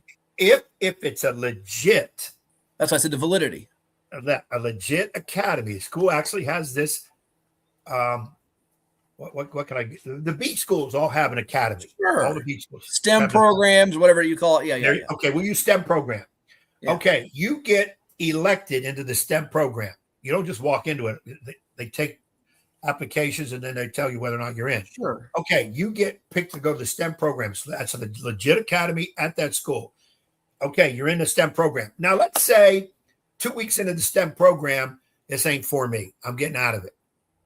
That student must go back to the original high school. Now, see, that's a great point that you bring up, because I've heard this from numerous coaches that this is something that is a commonplace practice now, where they'll get into said program and they'll get out of the program once they ruled eligible. So you're telling me it's a little loophole in the rules. What you're telling me is kind because what's going to happen is you're going to have coaches or whatever say to a kid, let's apply to this academy. Let's get in. And you're only going to be in there 2 weeks. We're going to get you out of it. And you still get to stay at that school. Well, let's see if that's addressed later on in this, because I don't think it was. I think you're right. What if a student's middle school feeds 2 or more different high schools? Student be eligible at the high school of the attendance zone where the student resides. What if the student's placed in the middle school by the superintendent based on the welfare of the student, and that middle school feeds 2 or more different high schools? The superintendent would determine the high school of attendance that best meets the needs of the student criteria, I guess. Hold on. Stop right there. Page 2. It might take a half hour. We got a draft guest coming up in 9 minutes, but go ahead. Hurry up. Okay. That meets the needs of that student. It should say academic needs. Oh, academic. It didn't say academic. That's a good one. It's a loophole, because right now, I'm going to tell you right now, there are certain schools that are the favored schools in certain districts for athletics. I can see a superintendent sending Matt Hatfield to this school because Matt Hatfield is a great quarterback, and that quarterback needs to go to this school. I can sling that rock. Let me tell you something. Those elementary kids have been impressed with my arm strength lately and accuracy. Next question. What if my student attends a private middle school unless the student's attending the high school in the attendance zone where the family resides? The student will have to withdraw from the private middle school and enroll in the feeder middle school for the 8th grade year to be eligible at the high school in 9th grade. Any thoughts on that? Easy. That's easy. Okay, so you don't know. That's good. What if a student's parent works at a feeder middle school of a high school and a student attends that middle school with permission of the school division superintendent, even though they live in another attendance zone? If the student resides in the same school district as the feeder middle school, then the student would have the option to attend either the high school of the attendance zone where the student resides or to attend the high school of the feeder middle school that the student attended for all of the 8th grade year. Next one, if a student's parent works at a high school outside the attendance zone where the student resides and the student wishes to attend the high school where the parent works. If the student doesn't reside in the same school district as the high school where the parent works, then the student must attend the feeder middle school of that high school. Oh my, that's an interesting one, right? They got too many words in these last two questions.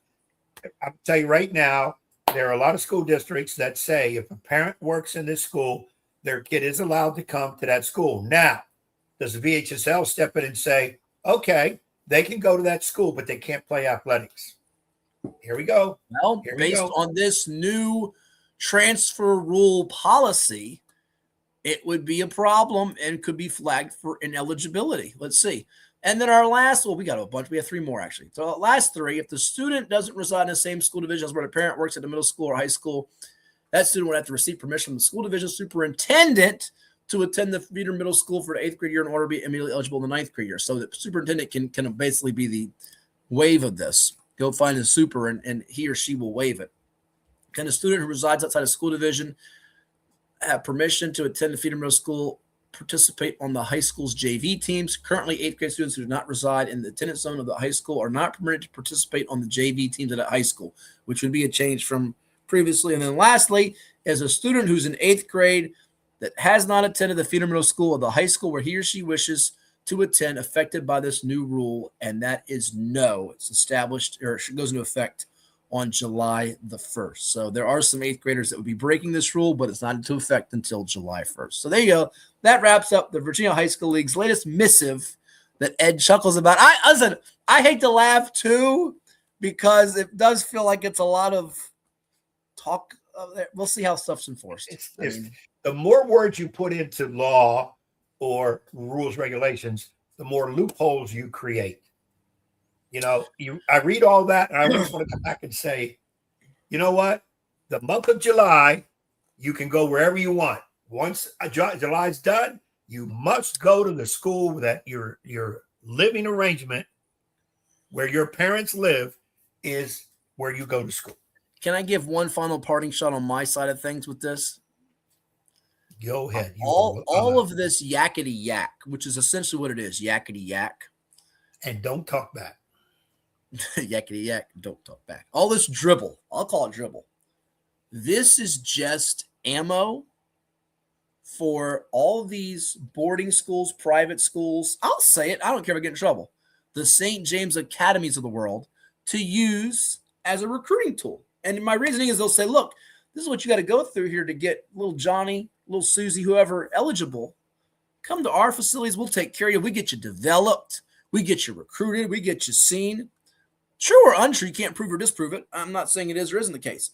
This is just another tool because of these rules that have to be abided by, or at least stressed that they're going to be abided by, for outside forces to use against public schools in the Virginia. I'm being honest with you. That's my feeling. You can disagree with me on that or not. That's my feeling. This is just ammo for them to use as more. We don't have rules in terms of where you got to live. You can come here. We'll get your kid seen. We'll get your kid exposure, because those are the two hot button phrase words: exposure and developed.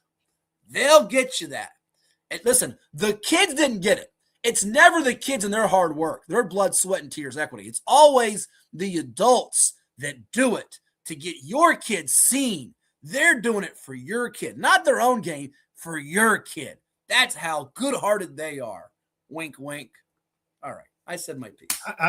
I can't disagree with you because my statement is a little stronger. I'd come out a little stronger because a lot of it is BS on development and exposure. If a kid is good enough, he's going to get developed. He's going to get exposed at the public school. But that's the sell job. That's the recruiting sell job. Exactly.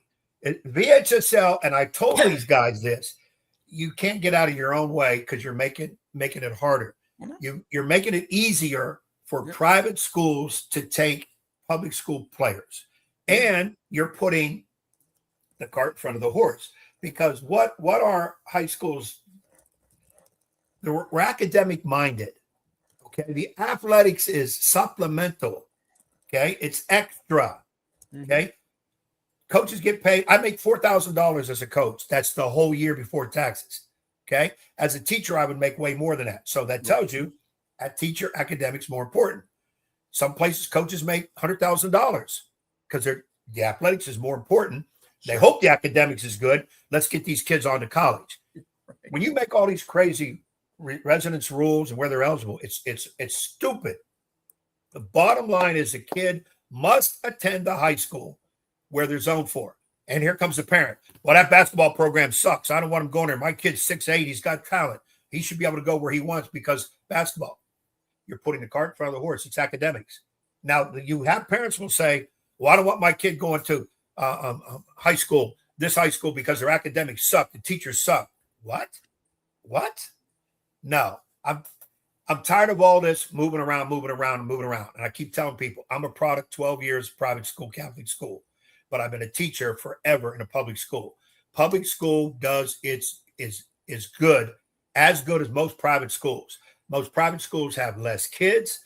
They have less issues because they get rid of the knuckleheads real quick. Public school can't do that. And your class size is real small. Public schools don't. Public schools have sometimes 30, 33 kids in a class. It's a joke. All right. Public schools might have 10, 11, 12 in a class. Yeah, they're going to get more attention. I'm just tired of all of it. And I've jumped to the side of saying, let's go to open enrollment. You've got 1 month to declare where you're going. Like and that's it. Yeah. And that's where you go. You can't leave there again unless your parents move to another state or whatever. Of course, you got to go with your parents. You're out. Mm-hmm. They need to take care of these residents because you're tearing down certain public schools because you're saying their academics are no good or their coaches are no good. Well, if they don't have the athletes, how are they going to do anything? Because the athletes keep running everywhere else. Take the power away from private schools. In Virginia, we have this rule now where you can only have 10 days in the off season to play games. Right. Okay. And here's the reason why. Schools out west complained that the kids were specializing in sports, i.e. basketball. So we're going to put a rule in where you have less basketball opportunity to play in the summer. Well, where are those kids going to jump into? AAU play? Or the private schools are going to step in and say, we don't have no restriction. We play 30 games in the summer. You can come with us. We're going to play in all these different events. We're going to this team camp. Yeah, it can be. Right. It's a joke. The VHSL needs to step their business up a little bit better. We're going to take a timeout. We'll revisit this topic at another time because when we come back, we've got NFL Draft Talk with David Syvertson of Orlads. Check it out, Orlads Scouting Service on the web at orlads.com. It's on the way next right here on Cova Sports TV. Like, share, and subscribe. You're watching 757 Sports Talk. Back after this quick message from those that help make it possible. Stay tuned. Did you know that the minimum limits in Virginia are $30,000? $30,000 is a lot of money on an individual basis, but if you're involved in a personal injury matter, that's not enough. Here at Williams-Deloitte, we're happy to provide a consultation on the amount of coverage you have in your vehicle. It can be confusing. Not many people understand it. You know you need to have it, but do you have enough?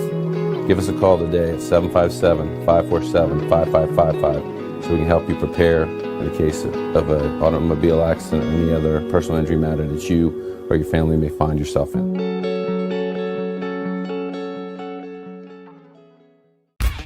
For any athlete, making it to the top sometimes comes with a few steps back.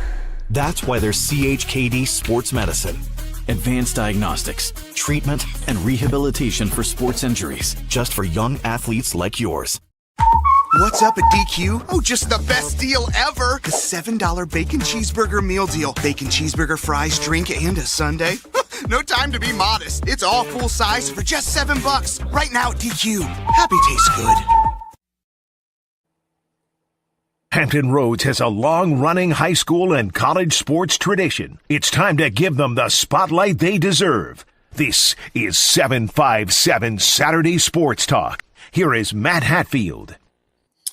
And welcome you back to 757 Sports Talk. Like, share, and subscribe to Cova Sports TV wherever you are tuning in. We thank you for doing so, as we now have a special guest with us. He is a senior draft analyst and part of Orlad's scouting service. Check him out online at Orlad's. David Syvertson with us. David, thanks for stopping by. 3 rounds of the NFL draft in the books. What do you like so far? Well, yeah, it's been a very fun NFL draft because the top of this draft, we've been talking about this since the early fall. It's just not a very strong top 10. It's not a typical top 10. You don't have loads of corners and left tackles and quarterbacks.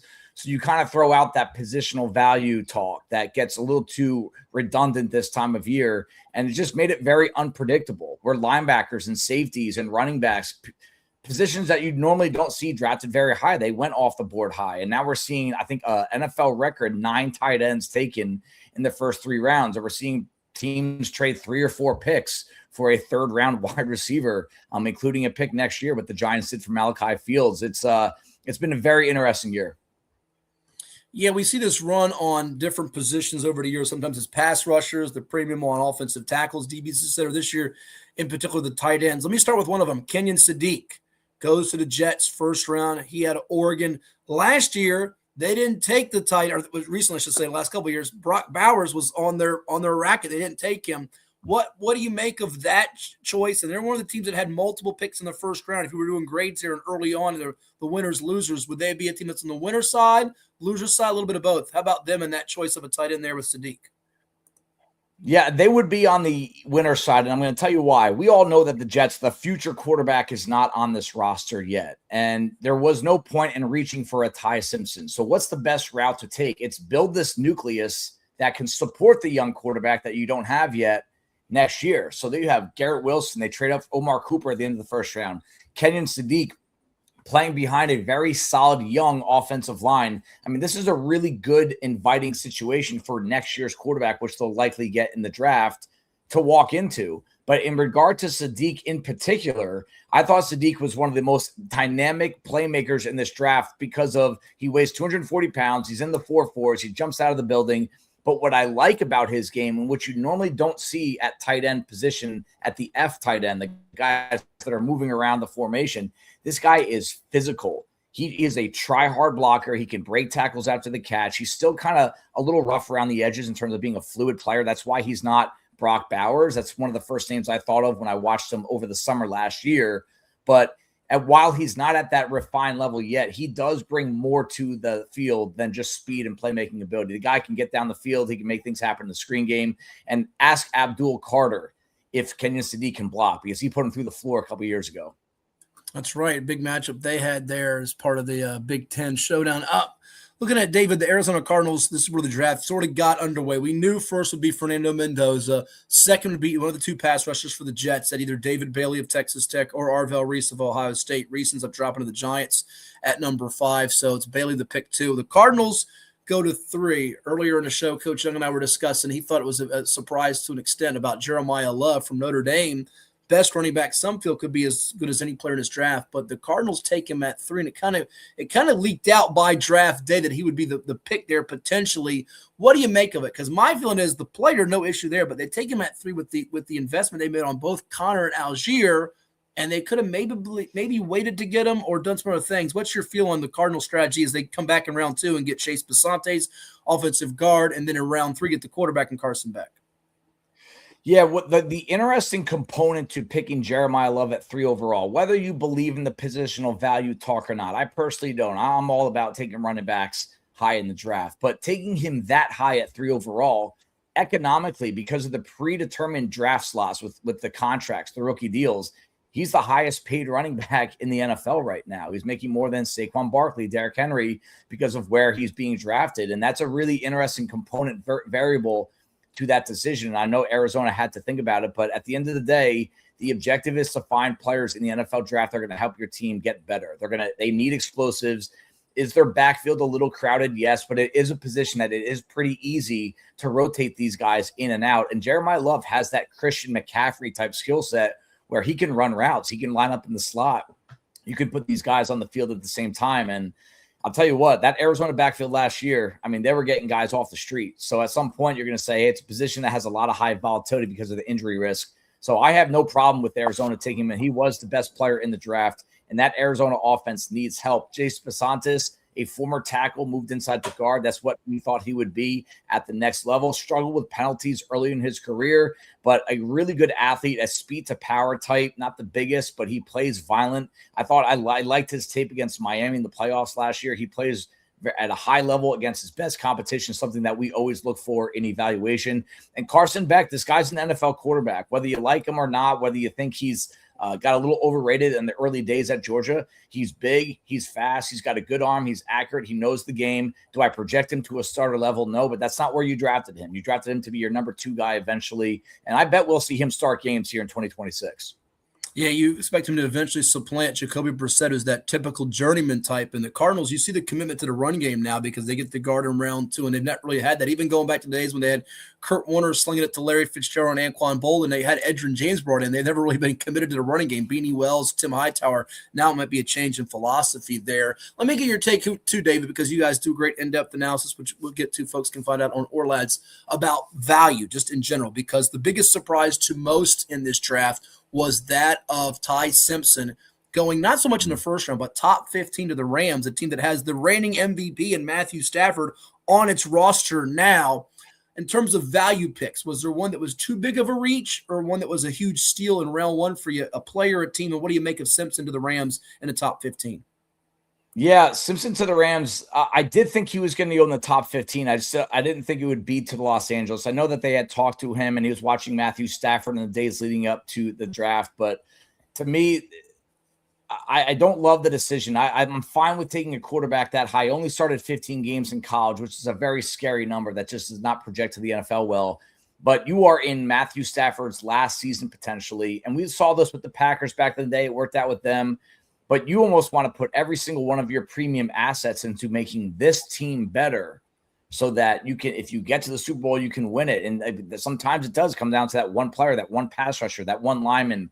And you know that if Ty Simpson is being relied on in 2026, things are not looking good for the Rams. So I just think did not think it was the greatest use of the resources. But at some point, with the best value pick of the draft, especially in the first round, it was Reuben Bain Jr. to the Tampa Bay Bucks. There have been 2 defensive linemen, the 2 defensive linemen that have been picked with the shortest arms in the first round in NFL history have both been taken by the Tampa Bay Bucks, Reuben Bain and Kalijah Kancey, his new teammate. And I think at some point, arm length and wingspan and 40 times and 10-yard splits, there's just too much information where it kind of clouds the vision of some of these guys in the front office, right? Reuben Bain, you watch his tape. How do you not think he's an elite edge defender? And I love that Jason Licht, he said, screw that to Kalijah Kancey a couple of years ago. And now he's saying, screw that again to Reuben Bain, getting that guy at 15th overall. And you know, that guy is all ball all the time. You know, he's going to be pissed off because he was not happy about falling draft weekend. You talk about playing with a chip on your shoulder, especially with how he plays. That was probably the best value pick of the first round. Early on, I didn't love the wide receiver pick of Deshaun Striblin for the 49ers, 33rd pick, first pick of the second round. I just thought there were a lot of wide receivers that kind of fit that offense specifically a little bit better. But as a prospect, I just didn't have that high of a grade on him. Another one was the Pittsburgh Steelers. They had Mekhi Lemon on the phone. That's a pretty well-known story at this point. And they got the floor taken out from underneath them by the Philadelphia Eagles. And at that point, they went to plan B, which is fine. That's what you need to do in the NFL draft. But they took a right tackle from Arizona State, who is a left tackle project, which is exactly what Broderick Jones was and currently is not working out. And they had Caleb Lemieux sitting there, a left tackle that moved Spencer Fano to the right side of the line. They passed on him for a project, and I'm all about upside. But for the left tackle position, on a position that's very shaky for them right now, I thought that decision was a little questionable. Yeah, some interesting moves by both the Steelers and 49ers, which also have some ties to the 757 area code, which we'll get to in a moment here with David Syvertson of Ourlads. They do fantastic work, and I'll tell you how you can find out and get some of their great content here in a bit on 757 Sports Talk and Discover Sports TV. Like, share, and subscribe. And David, it goes back to just being that pure football player. I heard Chris Spielman say over the years, you find a guy just a football player like a Bain. I mean, I feel like that's the case with Caleb Downs. There's certainly medical questions with a lot of these guys. We saw it a couple years back with another guy from our area, and Jeremiah Owusu-Koramoah, who was ACC Defensive Player of the Year from Notre Dame, comes from our area, like I said, in Bethel High School in Hampton, slipped from round 1 to round 2 for Cleveland. He's had the injuries here the last year plus, but was really impressive before that. In the case of Downs, the Giants, another team that had him on a racket, they end up getting Reese, and they get an offensive tackle from Miami. You can say it's a good draft here, but he goes to the division rival. So much is being made about Philadelphia and Dallas made the trade, but it could be Caleb Downs that haunts Big Blue for years to come. Yeah, that was a tough decision. When Harbaugh was hired by the Giants, I mean, he went all in on the offensive line, defensive line, and saying, hey, my goal here is to make the offensive and defensive lines the best possible units in the NFL. Obviously, you're not going to do that right away. And they traded Dexter Lawrence about 10 days ago now. About 7 days ago now. Mm-hmm. And so that you obviously know that plan is going to take a little bit of time, but you take your defensive weapon at 5 overall, and then you know that if you don't draft one of these linemen at 10 overall, you lose a lot of control over who's going to be there, who's not going to be there. You're going to have to wait a long time. They were going to be picking 37 overall in the second round. That's a lot of guys that are going to come off the board. So I think they might have forced that pick a little bit because of the philosophy, not necessarily the player grade. Caleb Downs, a very good player. The one thing against him that might not fit into that Harbaugh vision, he's not a big guy. You know, he's stout, but he doesn't have length. He doesn't have good wingspan. He's not a very tall guy.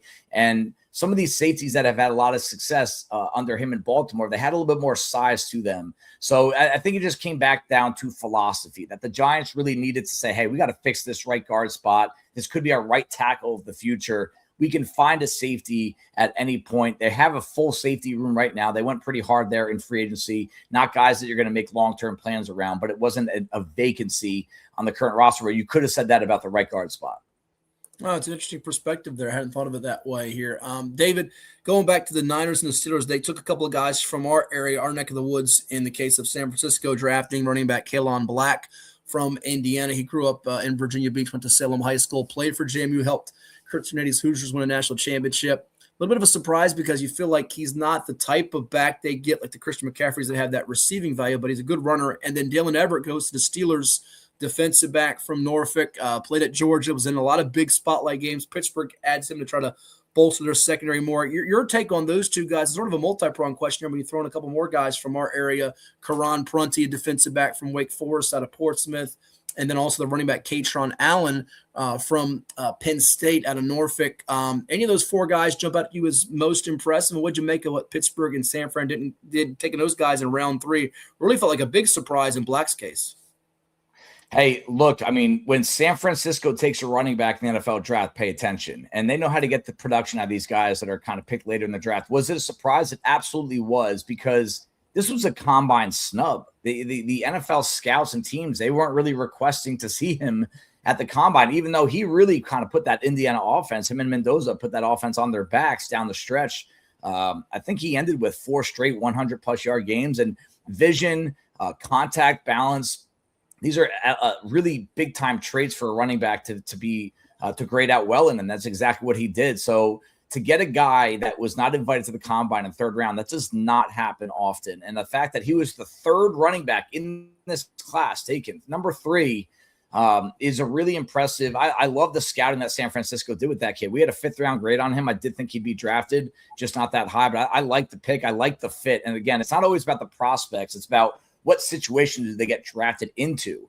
And there could not be a better situation than a Kyle Shanahan offense for a kid like Kaelon Black.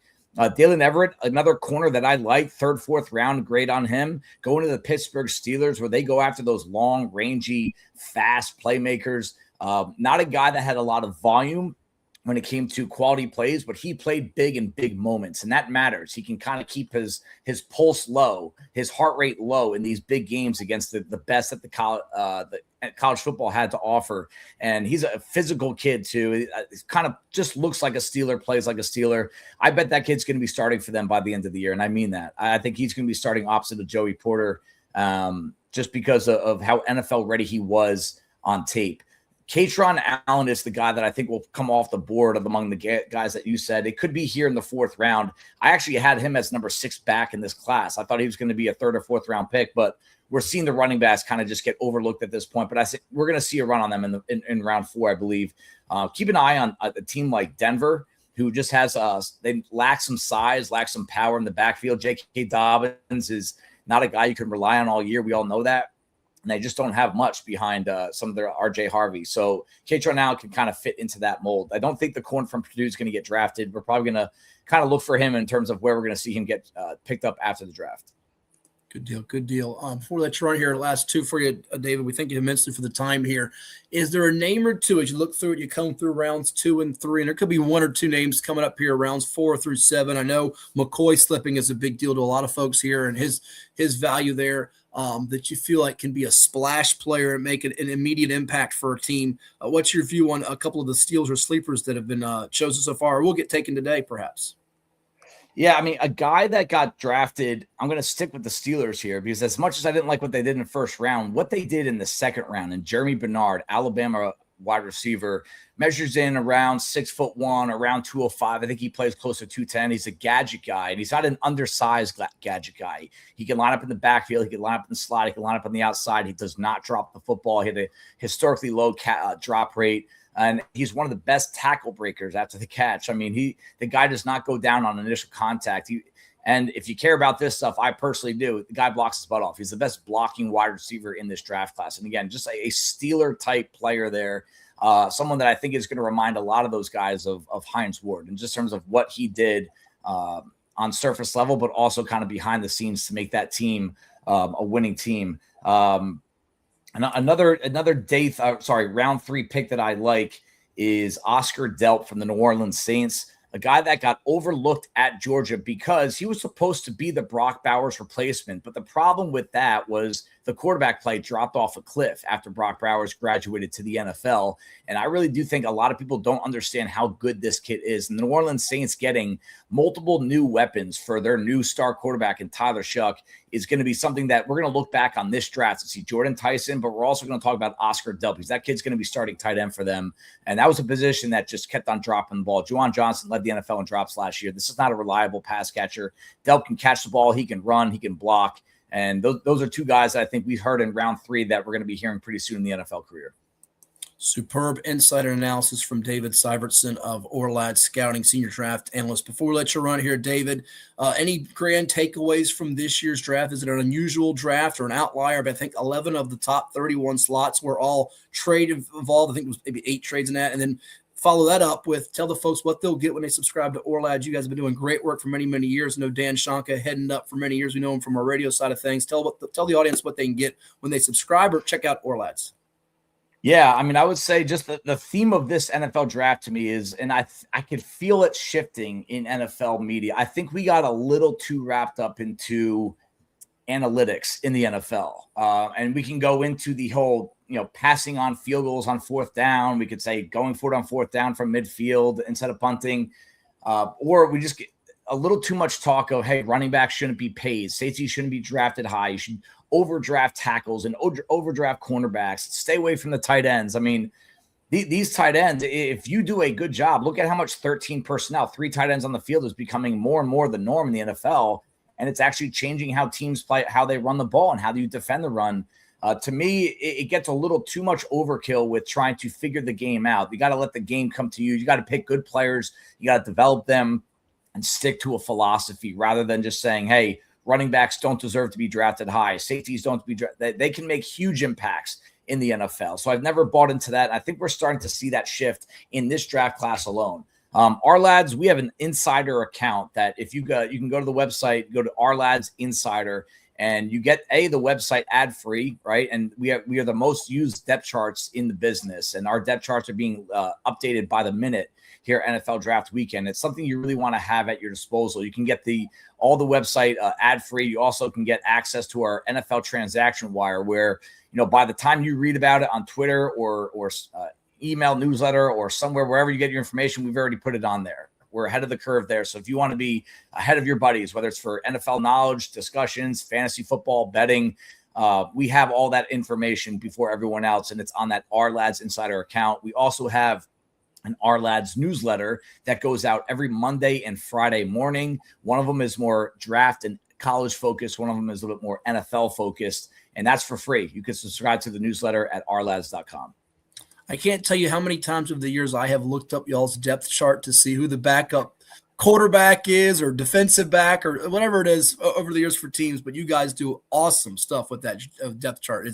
It's nobody compares to what you guys do there at Orlads with it. And check out all the information, as he said, if you're into fantasy football or sports wagering or just a football junkie, it's all there at your fingertips through the folks at Orlads, and get their newsletter too. David Syverston, so much appreciated for you coming on the program today. We'll definitely keep in touch. Enjoy the rest of the draft. Thank you, sir. Have a good one. You too. That's David Syvertson, our guest here on 757 Sports Talk. We've got more coming your way. Don't touch that dial. We'll conclude the program with our conversation with Melvin Council Jr. of the Kansas Jayhawks and get you ready for what's on tap this week and next. You're watching 757 Sports Talk, and it's exclusively on Kova Sports TV.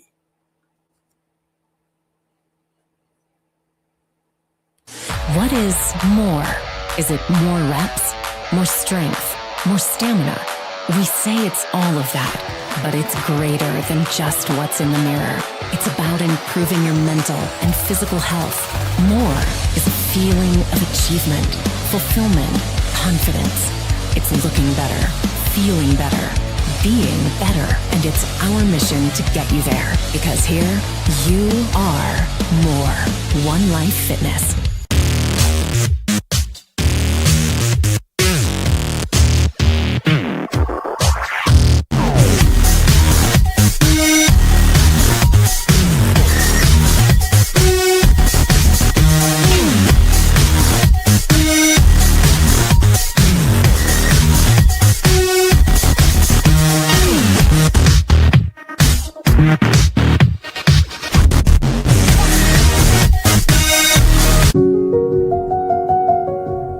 As a banker at Town Bank, we believe that people bank with people, not with banks.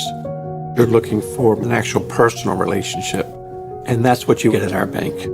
You get that person that gets to know you, gets to know your business, is there for you. I think that is what motivates us, what drives us, and the idea that we are trying to serve others and enrich lives, I think is very true.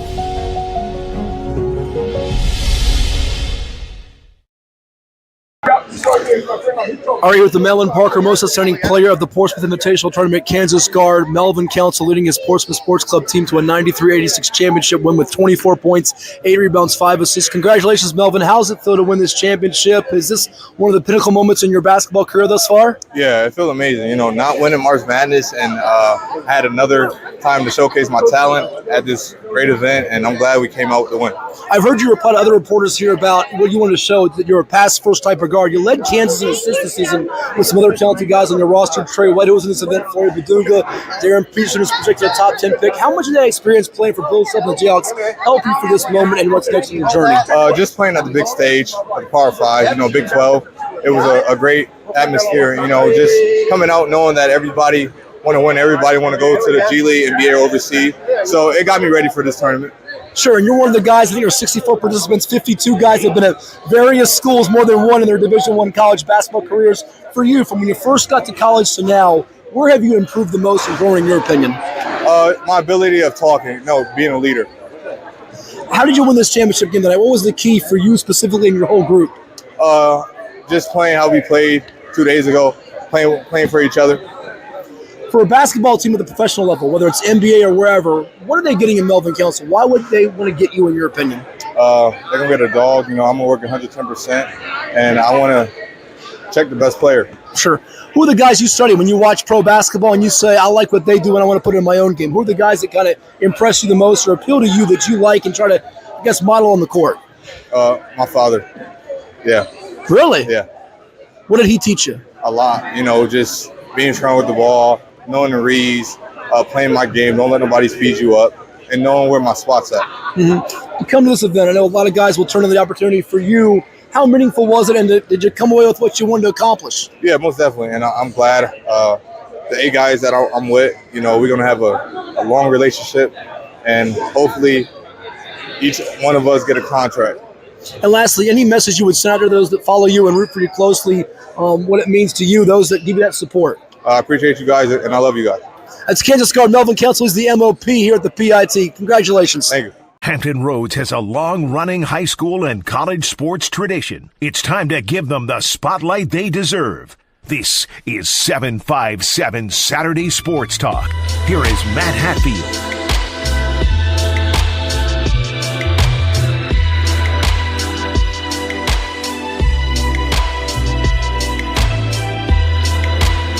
And we thank Melvin Council for his comments. MVP at last week. As we get ready to bid adieu on this particular episode of 757 Sports Talk, we thank our guests from David Syvertson of Orlands, and of course also on the program earlier. If you missed it, you can always go back and scan it. Brian Lamb came on the show too, talking NFL draft. He of NFL Draft Lounge and Draft Countdown. And of course, my partner, the coach Ed Young, had to get ready for his movie because his movie is important, and that is the Michael Jackson movie. So either he's going to see it today or he's going to see it tomorrow. We actually had it up there earlier. If you agree with Ed or disagree, let us know. Let us know. Whit Babcock, by the way, retiring as the athletic director at Virginia Tech. So some changes coming up in Hokieville and Blacksburg. I'm sure we'll get somebody on the program to tackle that in the upcoming episodes as we turn the calendar from April to May. And as we turn the calendar to May, it means we're not only getting closer to football time. Everybody craves football 24/7, 365 as the NFL draft is taking place this weekend. But the Kentucky Derby, the horsies coming up next week. So we'll have our picks for you, maybe on our television portion that'll air on Mondays, Tuesdays, and Wednesdays. And yes, you're right up there. Football 2026, the games are trickling out for schedules. I'm sure by the time we get to June, people want to know their schedules. We'll get comments and messages. Do you have Franklin's schedule or Smithfield or Oscar Smith or Maury or Green Run or Lake Taylor? We'll get you schedules when you ask them and we will receive them. So we'll have them for you. And we're going to be putting out surveys soon. Hard to believe we just closed out the winter sports season and the fall sports season. And by the way, spring sports will be having its playoffs coming up here soon too. So that's going to do it. We thank all of our guests today and all of you for interacting and listening and chiming in with us. For my partner, the coach Edward Vincent Young, I am Matthew Patrick Hatfield. We hope you have a great rest of your final Saturday of April 2026. This is the presentation of Cova Sports TV and 757 Sports Talk. See you next time. Later.